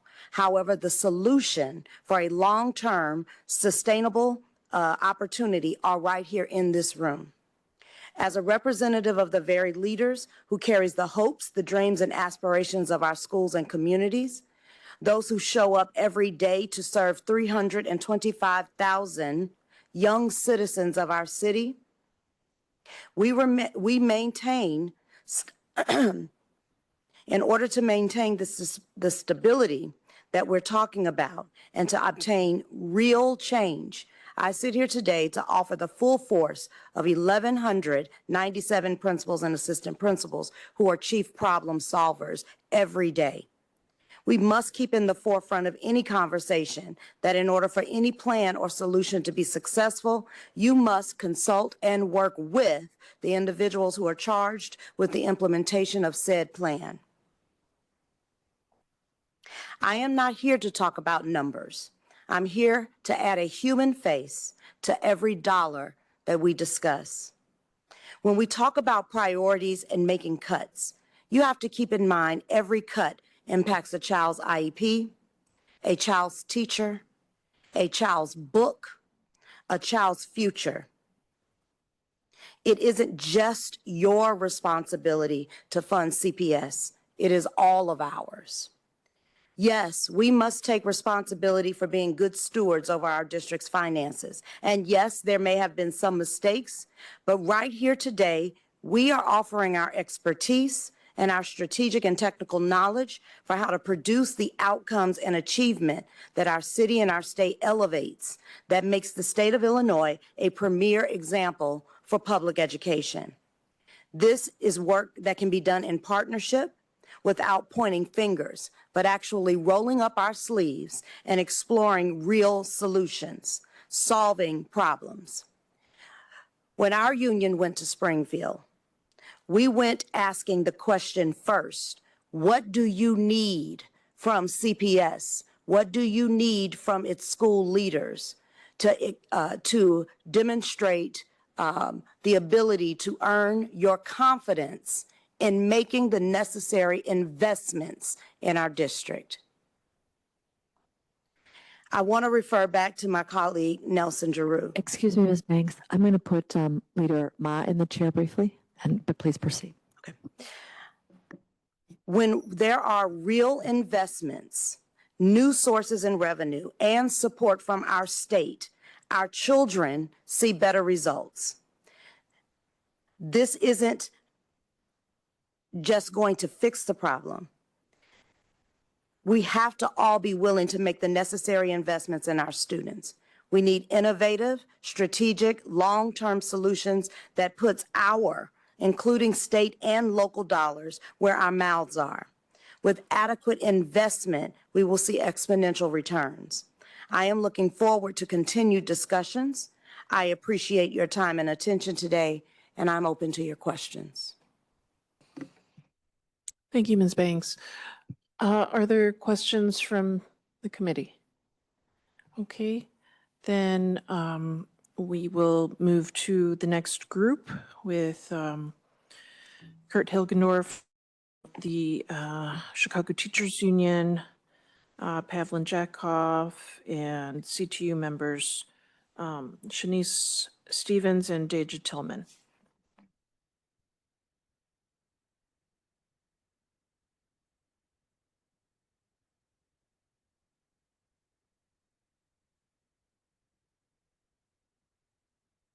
Thank you. Please proceed. Good morning, Madam Chairwoman, members of the committee. Thank you for having us this morning. I'm Kurt Hilgendorf, Legislative and Political Director of the Chicago Teachers Union. With me, I have Pavlin Jankov, our Research Director, as well as Deja Tillman from Langston Hughes Elementary School and Shanice Stevens from Duke Ellington Elementary School. Deja and Shanice will be providing testimony. Pavlin and I are available to answer questions.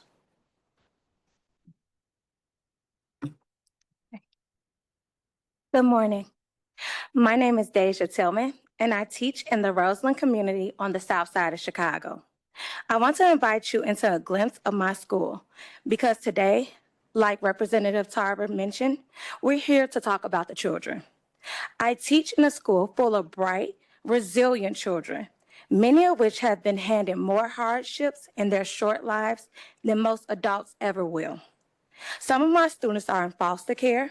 Some of them are navigating trauma, hunger, and instability, and yet they still show up.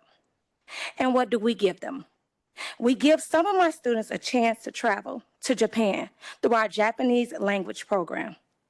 This was one of my students' first time boarding a plane, and he got to experience a culture he had only studied. Most importantly, this was his first time dreaming bigger than what was outside of his neighborhood. We give them math interventionists, working with students who are the furthest behind. And those students have made tremendous growth thanks to one-on-one instruction. We give them a technology coordinator who started a robotics club. And we give them a chicken house in the middle of the south side of Chicago. Yes, actual chickens. Our kids incubated them, built a coop, and now take care of them daily. For some students, this is the first time they ever felt responsible for something. We give them a school that is meant to be a safe haven, but cut the staff who provides that safety. The essential programs and supports I mentioned are often the first to go when budgets are slashed. These are not extras. They are a spark that keeps kids engaged in school. When we cut supports that are working, how are we expected to close the gaps? We give them a library full of books, but no librarian to open the door. So the books sit unopened, while many of my students read below grade level. We have the tools, but not the staff to use them. My students are trying. They want to learn, but they need support. Because while teachers are doing everything we can, we are being asked to do the impossible with crumbs. This past year, we welcomed several newcomer students, children who have just arrived in this country, full of hope, but without the language or the tools they need to thrive. And we simply didn't have the funding to provide them with the proper support. There were no structured programs to integrate newly arrived students. Instead, these students were handed iPads with translation apps and expected to learn. Imagine being 7 or 8 years old in a brand new country, surrounded by unfamiliar words, unfamiliar faces, and being told to figure it out with a screen. By the state's own formula, Chicago Public Schools is underfunded by $1.2 billion. That means each student is underfunded by $4,000 every year. For my classroom of 24 students, that's $90,000 in missing support. That can be 2 more special education classroom assistants for students with IEPs or more counseling support. My students are being failed by a system that won't invest in them. This is not just a Chicago problem. My parents serve proudly on School Board 149 in Calumet City, and they are facing the same struggles. This is a statewide emergency. And now we're headed into even more dangerous territory. We already seen the harm that Trump caused. He slashed funding for school meals and critical programs that support our most vulnerable students. This means even the basic safety net, like access to food, is being ripped away. Many of my students rely on school meals, not just for lunch, but for breakfast each morning because they went to bed without dinner. These are children. They shouldn't have to worry about when they'll eat again. They should be focused on their education, not hunger. Education isn't the only issue. My students rely on public transportation just to get to school. Some of my top students were dealing with homelessness, and without those free CTA bus passes, they wouldn't have been able to walk across the graduation stage. I know Representative Delgado asked CPS about a solution.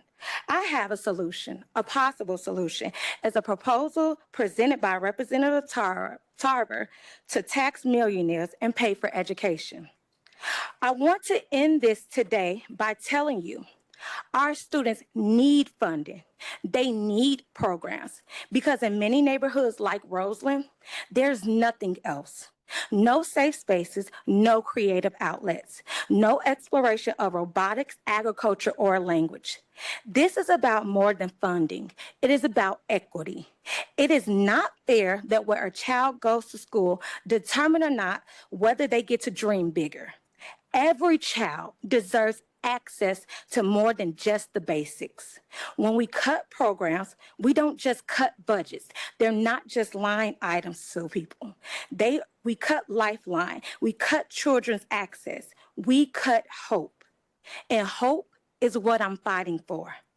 If you too believe in that hope, hope for our students, hope for our community and our future, I urge you, Chairwoman Williams, Representative Tarver, Representative Delgado, and all other representatives to stand with us and fully fund our school. Thank you so much for your time. Thank you. Chair Williams back in the chair. Thank you, Leader Ma. Thank you so much for your testimony. Go ahead when you're ready. Hello. Good morning. My name is Shanice Stevens. I'm a product of CPS, a parent of CPS, and a middle school teacher at Duke Ellington Elementary School in Austin community on the west side of Chicago with 13 years of experience. With 13 years of experience, I have grown accustomed to scraping to get by in CPS, but the staff is growing thin. And we already stepped up to cover for sick colleagues, stay late for practices, or remain with students until parents could pick them up. I work with a staff that goes above and beyond for our students. Last year, for example, our school didn't have enough funds to cover stipends for additional after-school coaching staff, so our staff stepped up. We coach every sport ourselves: track, basketball, volleyball, and ran a robotics program, all after teaching a full day. We did it because we knew our students needed structure. They needed purpose, and they needed something positive to look forward to. An idle mind is the devil's playground, and our neighborhoods are suffering the consequences. And yet, we show up. But our efforts alone aren't enough. We don't have enough space for robotics, art, and dance. We don't have the proper sports facilities within walking distance. So we end up with students who want to participate but physically can't. And that isolation hurts them. It hurts their morale and it hurts their academics. Research shows that students who participate in structured extracurriculars are more likely to graduate, have better attendance, and report higher feelings of belonging. But that only works if the opportunity exists. And when we talk about opportunity, we must talk about what happened to our summer program at Duke Ellington. Last year, we ran a month-long summer enrichment program that kept our students busy with STEM projects, art workshops, field trips, and literacy enrichment. It wasn't just academic, it was about connection. But this year, due to budget cuts, we could only afford to run the program for 1 week, which left 75% of the summer without a structured outlet. I want to share what that looks like right now. One night this summer, around 1 a.m., I received a call from a parent. Her daughter, one of my students, hadn't come home. She was missing. That student had been in our program last summer. Every day she was at school from 9 to 3 doing robotics, writing poetry, and reading books with her friends. This summer, there was no place for her to be. That 1 week program ended, and for the rest of July, she was left to navigate the city on her own. That night, she ended up somewhere unsafe.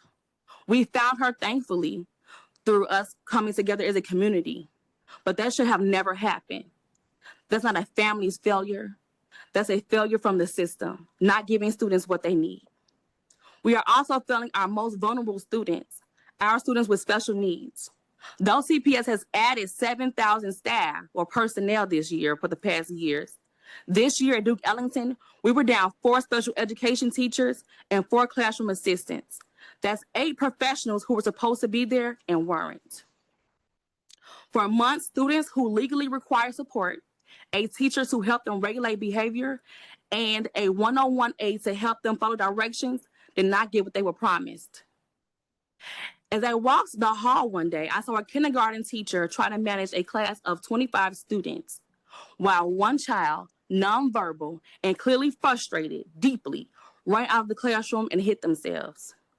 There was no aid to help. There was no one to follow, no one to de-escalate, and no substitute coming. All I could do was run for admin because I'm not trained on how to deal with a child that needs much more support than I'm, educationally unaware of. It doesn't end there. Our English language learners are also left behind. We welcome an influx of Spanish-speaking newcomers. We don't have enough bilingual staff or resources to give them a fair shot. And I think anyone listening should ask, what happens to a student who starts school already behind, then enters a system that doesn't have the tools to help them catch up? Many of our students face enormous trauma stemming from poverty, community violence, immigration fears, and housing instability. They need counseling, but Trump proposed Medicaid cuts would strip away those supports. Students don't underutilize anything. They will use it all. Give them a box, they'll make it work. Smaller class sizes are needed for our students coming from communities in high trauma. Being around a lot of people at one time consistently produces anxiety, produces a more instability, doesn't allow them to make those connections on a one-to-one within their communities. Therefore, we have more trauma. And here's the irony. Families see our school as a beacon. Parents from across the west side of Chicago choose Ellington. Students travel by bus to be here because we are seen as a safe, structured place. But now we're facing even more cuts. Our school community is in crisis and needs help. Let's be clear, though. These are not isolated issues. Across Illinois, the state is more than $4 billion short of adequacy. And nearly 70% of Illinois students are in districts funded at less than 90% adequacy. This is hitting communities like Rockford, Peoria, Belleville, Bloomington, Urbana, Berwyn, and Morton Township just as hard. So what's the solution? We already have a roadmap. The state passed a formula in 2017 that tells us exactly how much each district needs. It's called the evidence-based funding formula. Some of you made that happen. It works, but the legislature has not put enough money in it. Representative Tarver, that's where your legislation comes in. You have proposed we fund our future by taxing millionaires, asking those with the most to contribute their fair share. Massachusetts did the same thing and raised $3 billion for education, and we can do it here. This is not a math problem, it's a morality issue. I'm asking everyone to be brave, take action, invest in our children, because if we don't, the cost down the line is in lost potential, in trauma, and fractured communities will be far greater. Fully fund public education in Illinois. Our students deserve it, our communities demand it, and our futures depend on it. Thank you. Thank you for your testimony. Leader Tarver. Good to see you two again. I know we spoke briefly. And thank you for the shout out to this bill that I filed, I think every single year since I've been in the General Assembly. But as you know, it takes a constitutional amendment. And so it's not just as simple as me filing a bill, obviously, and getting it passed. It's probably a resolution if I'm not even mistaken. But we share that. We share that I do want to see education fully funded. Where I am struggling, and you probably heard this over the course of the last couple hours at this point, is where the state's role is in that. Is a lot of what I've heard today, not necessarily from you, has been local control, but the state funded, which in many regards, going door to door and talking to people seems like a blank check, right? And so you have my commitment to continue to fight to ensure the schools are fully funded. I wouldn't file the bill or the resolution if I didn't believe in that. But I will tell you, there's some other areas where we may not agree, and I hope that we can sit down and have a conversation about help students who may not be in public schools, who also have needs as well. But thank you all both for coming down here today. I wish Kurt would have found somebody in the great 25th district to testify, but you all are absolutely wonderful, and thank you for being here today. Thank you. Leader Delgado. So thank you all for coming down here and talking about your experiences in the classroom. So I could never teach It is a calling to do that job, so I appreciate you all being in that classroom every day doing that work. I grew up with parents as teachers, so I understand what teachers do because they walk into that classroom and it's like they treat them as an extension of their family. And so I appreciate all of the work that you put in every day to do that. And now I feel like it's incumbent upon us as members of the General Assembly to figure out how we address these issues in those classrooms. So believe me when I say this is something that I deeply care about. I represent 100% of the city of Chicago. There are a number of teachers who live in my district, and there are a number of students in my district that attend CPS schools. So I care deeply about the issue. As somebody who has been put on the budgeteer team for the House, I also recognize how difficult it is to find dollars.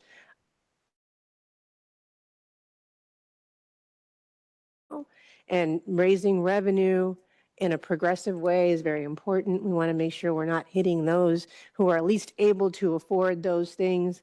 We want to be able to spread that responsibility equitably. So really not a question, just a comment. And I want to, again, thank you all for all of the efforts you put in every day in the classroom. I also want to say good luck in the upcoming school year. I know you all are already in the classroom getting ready and preparing. So thank you again. Thank you. Thank you for your testimony. Okay, I want to echo the sentiments of my colleagues and thank you for not just you, but everyone here that's in the classroom, all the work you do every day. I thought it was really compelling when you brought up how you're expected to do the job of a social worker, a coach, a mentor, and many things for which you're not trained or paid for. And that's what it is to be a teacher. And so we do recognize that and the challenges that you face every day and are grateful that you're out there on the front lines. I too have a parent that's a teacher, was a teacher, and I couldn't do the job either. It's a calling, as Evedina said. I also want to agree with your comments that we have not put enough money in. All three of us here represent 100% City of Chicago, so it's probably not or all four of us. It's probably not a coincidence that we're all here. This is something that my colleagues and I care so deeply about, and we are all aligned in terms of 100% funding Chicago schools and all the schools in Illinois. We have a lot of colleagues, I think the majority of, I think we have 30-some colleagues that represent parts of Chicago, less that represent all Chicago, but a lot of other people we have to work with to make sure kids all across Illinois receive the resources they need to have the highest quality education possible. And so we're all fighting for you, for the students, and thank you for being here to share your perspectives. Thank you. So, I don't see anyone else seeking to testify. So thank you again. Did you have anything to add, Mr. Helgendorf? Yeah, I would just add thank you to the members of the committee for putting the hearing together, and to Representative Tarver. We'll make sure we get some folks to come chat with you out of your district. There's a lot of skilled people in every district in the city of Chicago who are experts at what they do every day, and it's important that expertise is valued. I think on the question of partnership, I personally was the CTU's representative to working on evidence-based funding starting in 2013. I think our commitment to this issue, not just here in the city of Chicago, but across the state, is ironclad. This is something that we have to do in order to solve the problems that exist here, the problems that exist in Champaign, the problems that exist in Carbondale.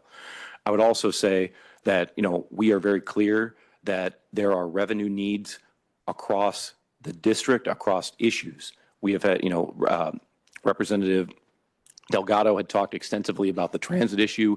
We know the threat to Medicare and Medicaid and healthcare from the Trump administration. We've seen cuts to the federal Department of Education. We know that there are real risks out there and that the only way to Trump-proof Illinois is to make sure that we are investing in the things that we need here in Illinois so that all of the residents in the state can continue to thrive. And our commitment to that, like I said, we'll share here.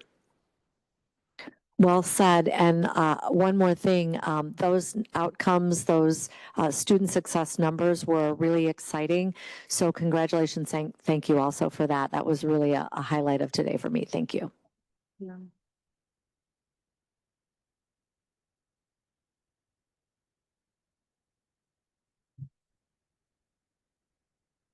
Okay, and we will now go to our final group. You can all come up at the same time, but we will be hearing from members of our elected school board, which still is exciting for me to say after years of working on the issue. We will have everyone speak in the following order. First, Member Pope, then Member Custer, Member Blaze, and Member Rosenfeld to wrap it up. So when you're ready, Member Pope, please proceed. Good morning and oh, I guess I should turn it on, yeah? And the cameraman. Good morning, can you hear me? Good morning and thank you all so much for having us here today. This is a really important step in the discussions that I hope we'll be having for a long time to work together cooperatively on behalf of the children of Illinois. I'm here speaking to you not just as a CPS board member, but as a retired teacher, a parent of 2 CPS alumni, and a grandparent of a rising first grader in CPS.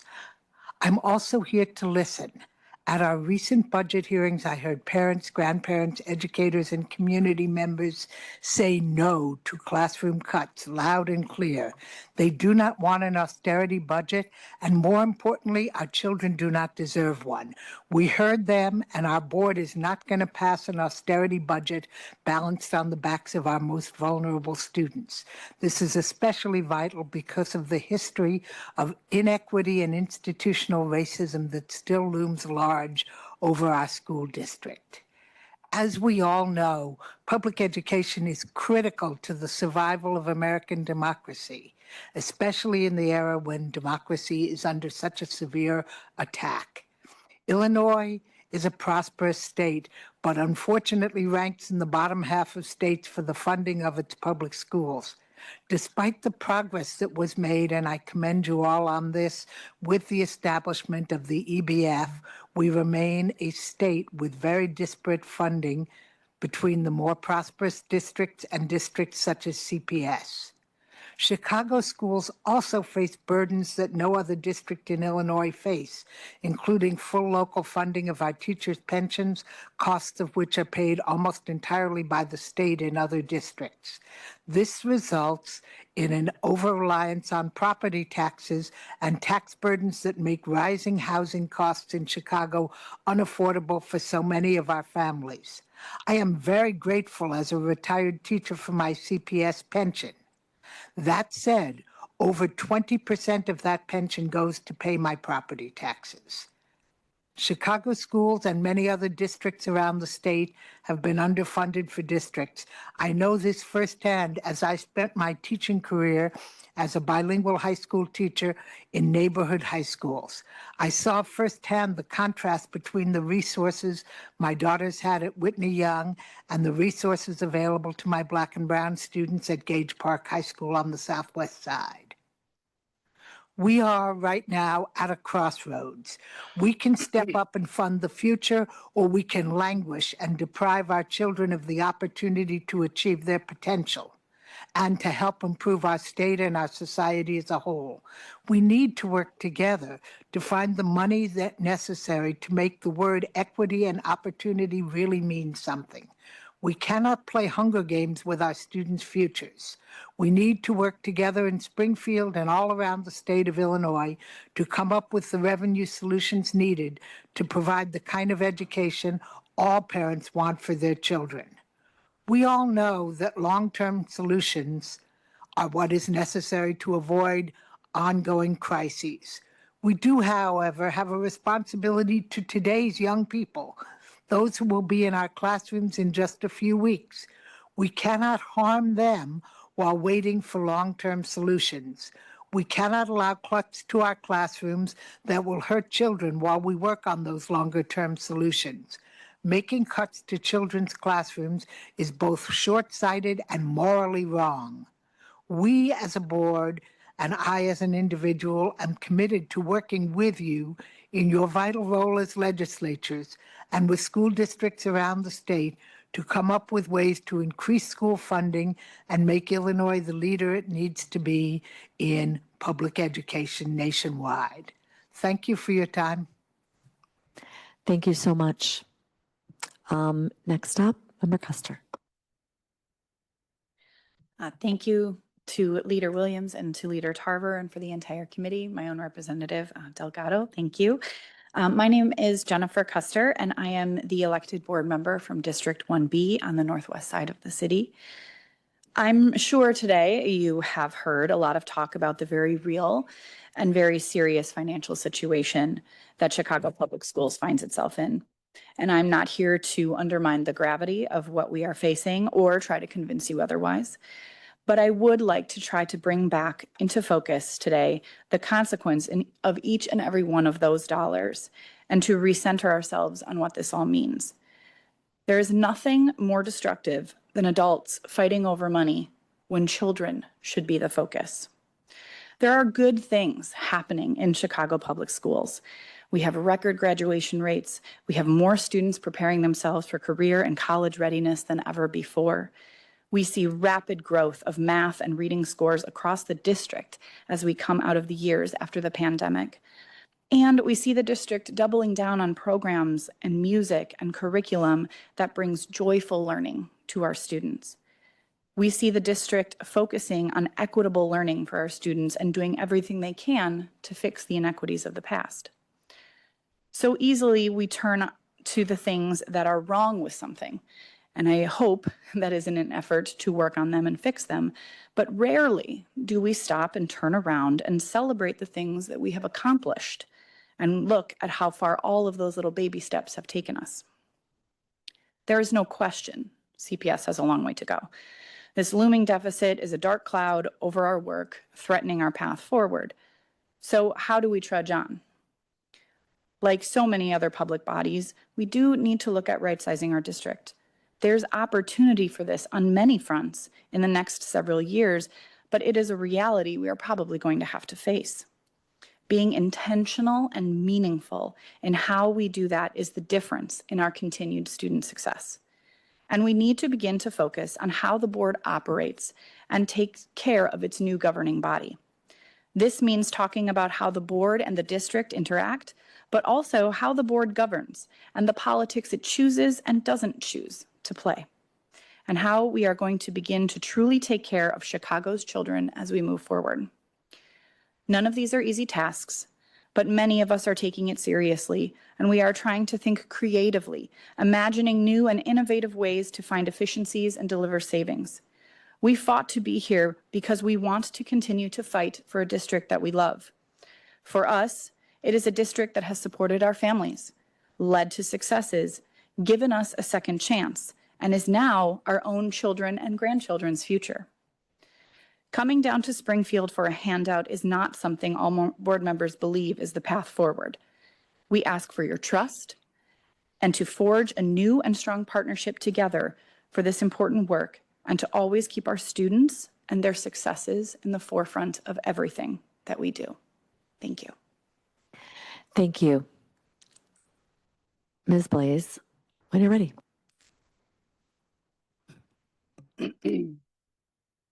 Probably sometime next week would be good, but I'm here now, so let's go. So my name is Michaela Blaze. I've been in politics for about 20 years. I am proud to represent District 5B, which is the west side, the best side. And no offense to all the Southsiders here who will argue that immediately. Some of the schools in my district, they range. I've got Whitney Young, I've got North Lawndale College Prep, and I've got also have Marshall High School, which is a school that my dad graduated from, that former Congressman Bobby Rush graduated from, that used to have 5,000 students, that only has 167 students now. My district is also home to the Garfield Conservatory, which is an absolute gem in the Midwest if you haven't visited. But I'm here to talk about the funding situation. Our city is the 10th wealthiest in the entire world. I'd like to thank the members of this body for taking CPS from 49th in the country in student funding to 36th It took 7 years, and 36 is heading in the right direction, but obviously not close to where we should be. Dr. Macklin King and her team hosted multiple listening sessions about our budget, and our parents told us equivocally, no cuts. We finally, the narrative where we blamed teachers and staff and so forth for budget woes may have come to an end. But hundreds of parents and families showed up to talk through ideas for revenue, and it was exciting. I wish, I don't know what kind of outreach was done, but you all would have loved to have been there. People were coming up with every idea you could imagine. I mean, selling empty buildings, hosting more fundraisers. My personal favorite was hosting a telethon a la Jerry Lewis and muscular dystrophy, but doing that for CPS. But I just want to underscore that cuts were not even remotely welcomed in the conversation. And let's talk about where the cuts always start. We're talking about safe passage workers. We're talking about SICAs, as Leader Tarver mentioned. These are people that absolutely impact the educational experience. Safe passage workers work on the streets, right? And they make sure that the kids can get to classes safely. They don't wear guns, but they are presence. They are a presence in the community. They're there, they're outside 3 hours in the morning, 3 hours in the afternoon, just making sure that things are moving. They're not going to fight crime, but they could be there to call the police or help a sick kid or notice when a kid is hanging around with the wrong crowd. They're people that are on the street that 100% impact our education, the students' education inside the school. We're also talking about cutting hot lunch. For some kids, this is their only meal of the day. The rest of their food they're getting from the gas station. And so the idea that, so we need to find more funds. The SICAs, as Leader Tarver mentioned, help all the kids to go to all the schools. Sometimes there are kids who have needs that maybe could go into a school, but they have brothers and sisters that go to the corner school and they want to go to the corner school with their family, and they have the right to be able to do that, and we should make sure that we can accommodate them.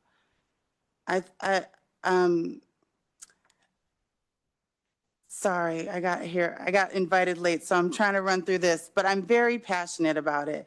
And we finally have leadership that has a connection to the students and their learning conditions.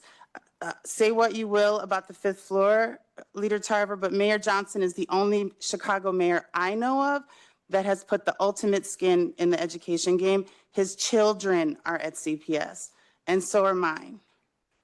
Chicago is turning the corner on violence. There's cranes in the sky.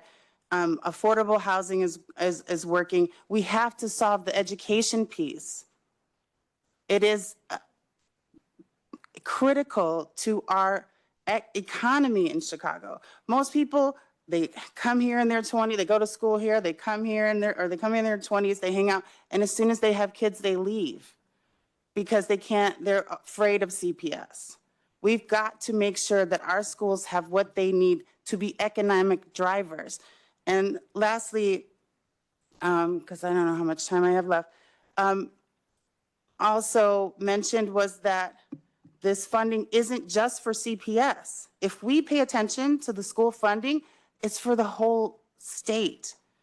And all boats rise. There are rural Illinoisans who need this help too. Maybe they don't have the time to come to Chicago and talk about it, but there are other school districts that desperately need this money as well. And we've got a real opportunity to not just kick the can down the road and for us to send our kids to private school. We have a chance to fund and give the schools what they needed by your definition. You pulled together data experts and professors, and you all figured out a number that works. And now the path that we're on won't get us there till 2034. What do we tell the kids now? You know there's not enough because you said it should be something else. So I ask humbly, and also well-received are your comments about how CPS and the board would interface with the Illinois legislature. We got to change that too. This is a great new day, a brand new board, 21 members. We are here to work with you. Hopefully we can heal old wounds, but we really want to make this, we really want the opportunity to work with you and figure out what's best for both the state, the whole state, all the students in the state, and for CPS. Okay, thank you, Member Blaze. Our final speaker for today, Member Rosenfeld. Madam Chairwoman and members of the committee, good morning. I want to thank you for the opportunity to speak today. I'm here today to talk about the future. You've heard about the past and how we got here and what needs to be done to right the ship. You've also heard from experts regarding financial management and mismanagement. I want to talk about building on our progress through true collaboration, the kind that transcends politics and puts our children first. I'm so proud that I was elected to represent the families and students of Chicago. Although I've inherited some dysfunction, I have also inherited an organization with tremendous potential and dedicated people working every single day for our students. Let me be clear, while we face significant financial challenges, we are getting so much right at Chicago Public Schools. We have a robust 5-year strategic plan guiding our work. We've made substantial investments in arts education that are transforming students' experiences. We're implementing comprehensive whole school safety plans across our district, and we stand on the brink of having a fully elected school board, a historic moment for democratic governance in our city. However, we must acknowledge that we are not yet a democratic board. We are in a transitional moment where the majority of board members are still appointed. This reality shapes our current dynamic, but it cannot be an excuse for inaction or making fiscally irresponsible decisions. At this time, there is a tremendous need for collaboration, true collaboration, which means bringing different perspectives, expertise, and resources together with a common goal.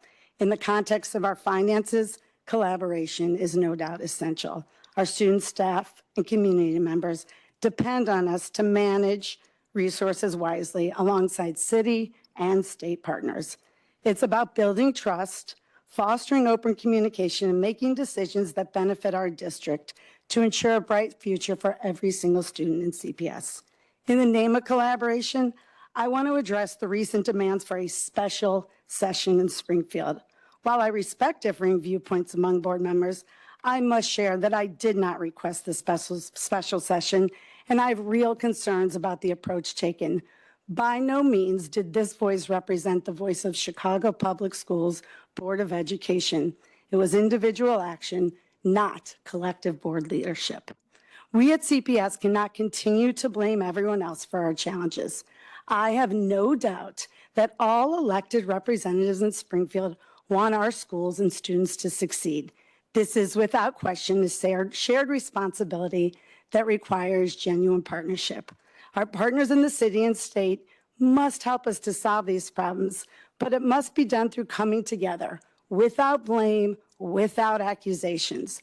That approach is not collaborative, and I have no interest in being part of that kind of divisive politics. True collaboration means mutual respect and shared commitment to solutions. At all costs, it is our fiduciary responsibility to protect the classroom. As board members, we have a fundamental responsibility to do no harm. However, at this point, it feels more like our job to mitigate the harm that decades of financial mismanagement have created. Let me be direct what constitutes harm. Borrowing money for operational costs is fiscally irresponsible. Making a $175 million MEABF payment, that is at this moment not our legal responsibility, is irresponsible and does not align with our core mission of protecting the classrooms.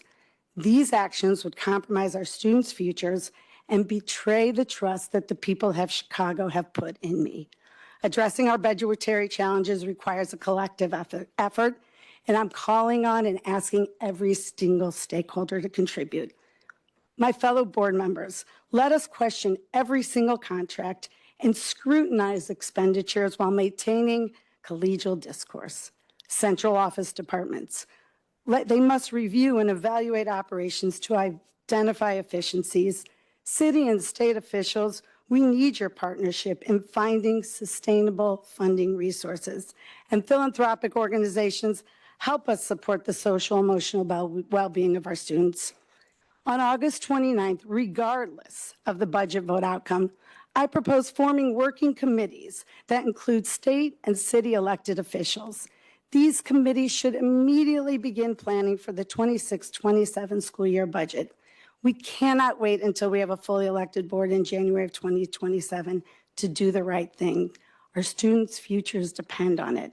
We all recognize the path ahead involves very, very difficult choices. My call to action is clear. Let's build on the progress we've made, work together with urgency, respect, and purpose, and secure the future of Chicago Public Schools. Our students deserve nothing less than our best efforts, working in partnership towards shared goals. Thank you so much. Thank you. Thank you, members, for being here. I like that idea. Leader Tarver. Since my name was used in debate, let me clarify a few things for this board member Blaze. Number one, when you talk about prior mayors, where their kids went to school, I don't get into what people's kids go to school. My daughter's in CPS, and even if she weren't, I'm not selfish enough that I don't care about the other children. That's number one. Number two, when you talk about the mayor, let's be clear about why we are where we are right now, okay? The mayor came in and blamed everybody before him, said he was essentially somebody's savior, and there was a mandate from the city of Chicago for him to do certain things. He forgot that he won 17 to 16 because only a third of the city voted. There was no mandate, okay? So let's be clear about that. In addition to that, what he did was fire the one, or she resigned, the one person who actually had county, state, and city experience who ran IGA. So then he had an anemic IGA team. Then he decided to hire the person to lead it, who, after he lost his race, went to a city department, was under investigation by the inspector general, and then resigned. That person leads the Springfield team right now. Okay? So let's be clear about that. They had absolutely no plan. They sent Allie Fendrick down to Springfield to negotiate. She negotiated things when people took her own language. They then worked to kill the bill.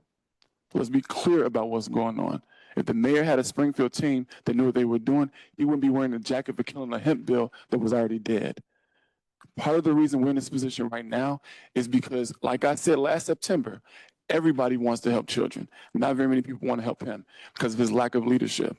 So I hear you that you disagree with my comments, but I can tell you I'm in Springfield every single day. I chair revenue.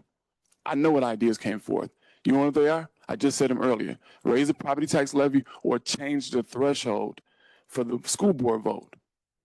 Those are the only two things proposed. So respectfully, I disagree with you with your take. Whatever. I'm happy to have a conversation offline as well, but I would say you be well advised. If we're going to have a conversation, come with actual facts. I'm in Springfield. I understand what's going on down that way. And I can tell you, as I said before, the mayor does not have 4 votes outside of city legislators, if he has that, for anything that he wants to do, which is why he came up short with every single thing he asked for this year.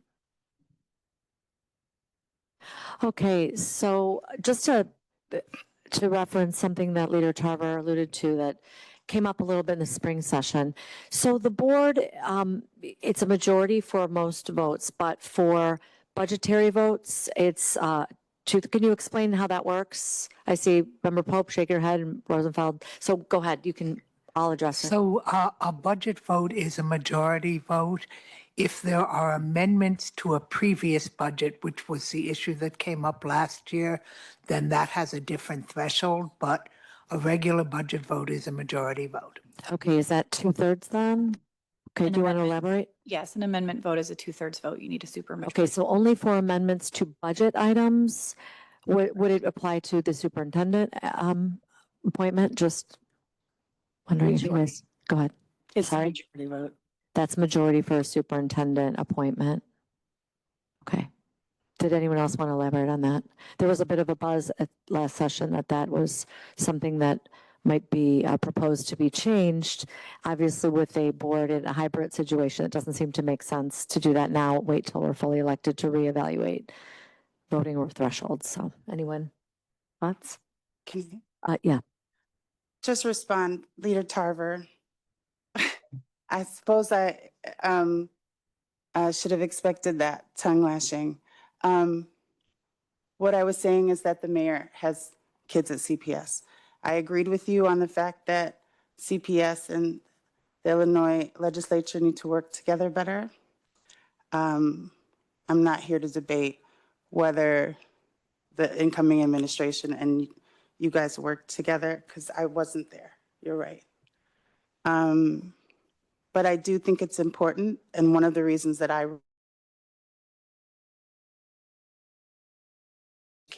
and had some skin in the game. And I really thought it was an opportunity, may I finish? I really thought it was an opportunity for CPS to get the attention that it needed. I hope that whatever your experiences or your feelings are towards the mayor, that you won't take it out on CPS, because we still need you. We need all of you.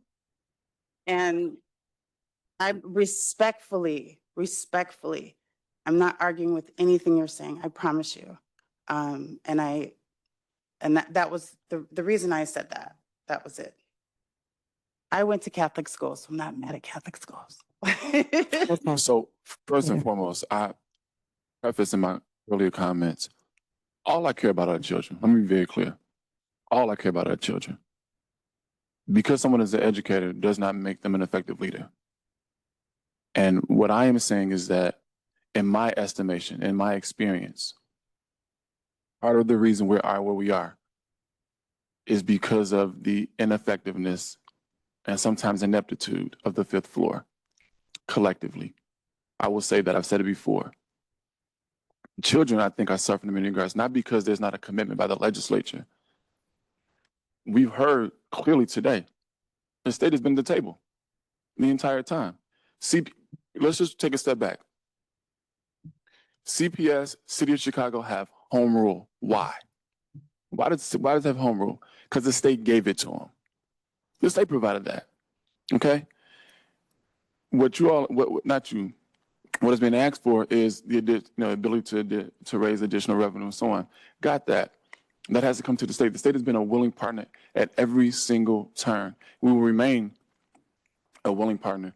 And no matter if we go back and forth about whatever, pick a sports team, I am never going to penalize children because of a philosophical difference with the mayor, a board member, or anybody else. I care about the children, period. We can disagree on how we get there, and we will on many things, whatever, right? But as long as we all have a commitment to those children who walk into those classrooms every single day, you have no bigger advocate than me. I promise you that. Great. Okay, well, again, thank you so much for being here. I know due to the OMA, not everyone could attend, but we are really grateful you are doing the work that you're doing, and it's still, I don't know, for a lot of us, exciting to know that you're here working on these issues. But before I make a few closing remarks, would you like to wrap up, or you say a few more words later? Honestly, I just really appreciate you for holding the subject matter hearing so that we can have a conversation. Obviously, it's long overdue at every single level. So I think that we have at least a framework of a conversation about how we move forward. I like your idea about the potential board or the opportunities for different levels of government and individuals to work together. But I just want to thank you again, Madam Chair, for giving us the opportunity to have this conversation, because I don't know if there's another real place for CPS and others to come to Springfield and have a conversation about the finances of the school system. So thank you very much. Well, thank you for suggesting it. It was you that inspired us to have this hearing. But now that we're here and we've heard from everyone today, I'm really grateful that we had the conversation. I really think it's part of what's been for all of us a really ongoing effort to build that collaborative partnership, especially as the new board evolves. You know, it's really a transformative time for the Chicago Public Schools and its governance, from complete mayoral control for a long time to our current hybrid model to less than 2 years having a fully elected board. I think that's really exciting for all of us to contemplate. And certainly while the state has a role to play in overseeing the transition and will always be involved in critical conversations about school funding and other important matters, our role is truly evolving as more of the important fiscal and policy decisions are going to lie in the hands of the board, just like every other school board in the state of Illinois. So ultimately, it's going to be up to the board to, settle upon the right fiscal approach and make some of these really hard policy decisions moving forward, especially in light of the incredibly daunting challenges we're seeing on the federal level. So as you heard today, we are committed to fully funding Chicago Public Schools and all the public schools in Illinois, and we are looking forward to partnering with you to do so.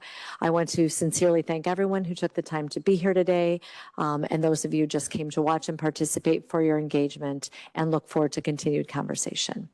With that, the executive committee shall stand in recess until the call of the chair. Thank you.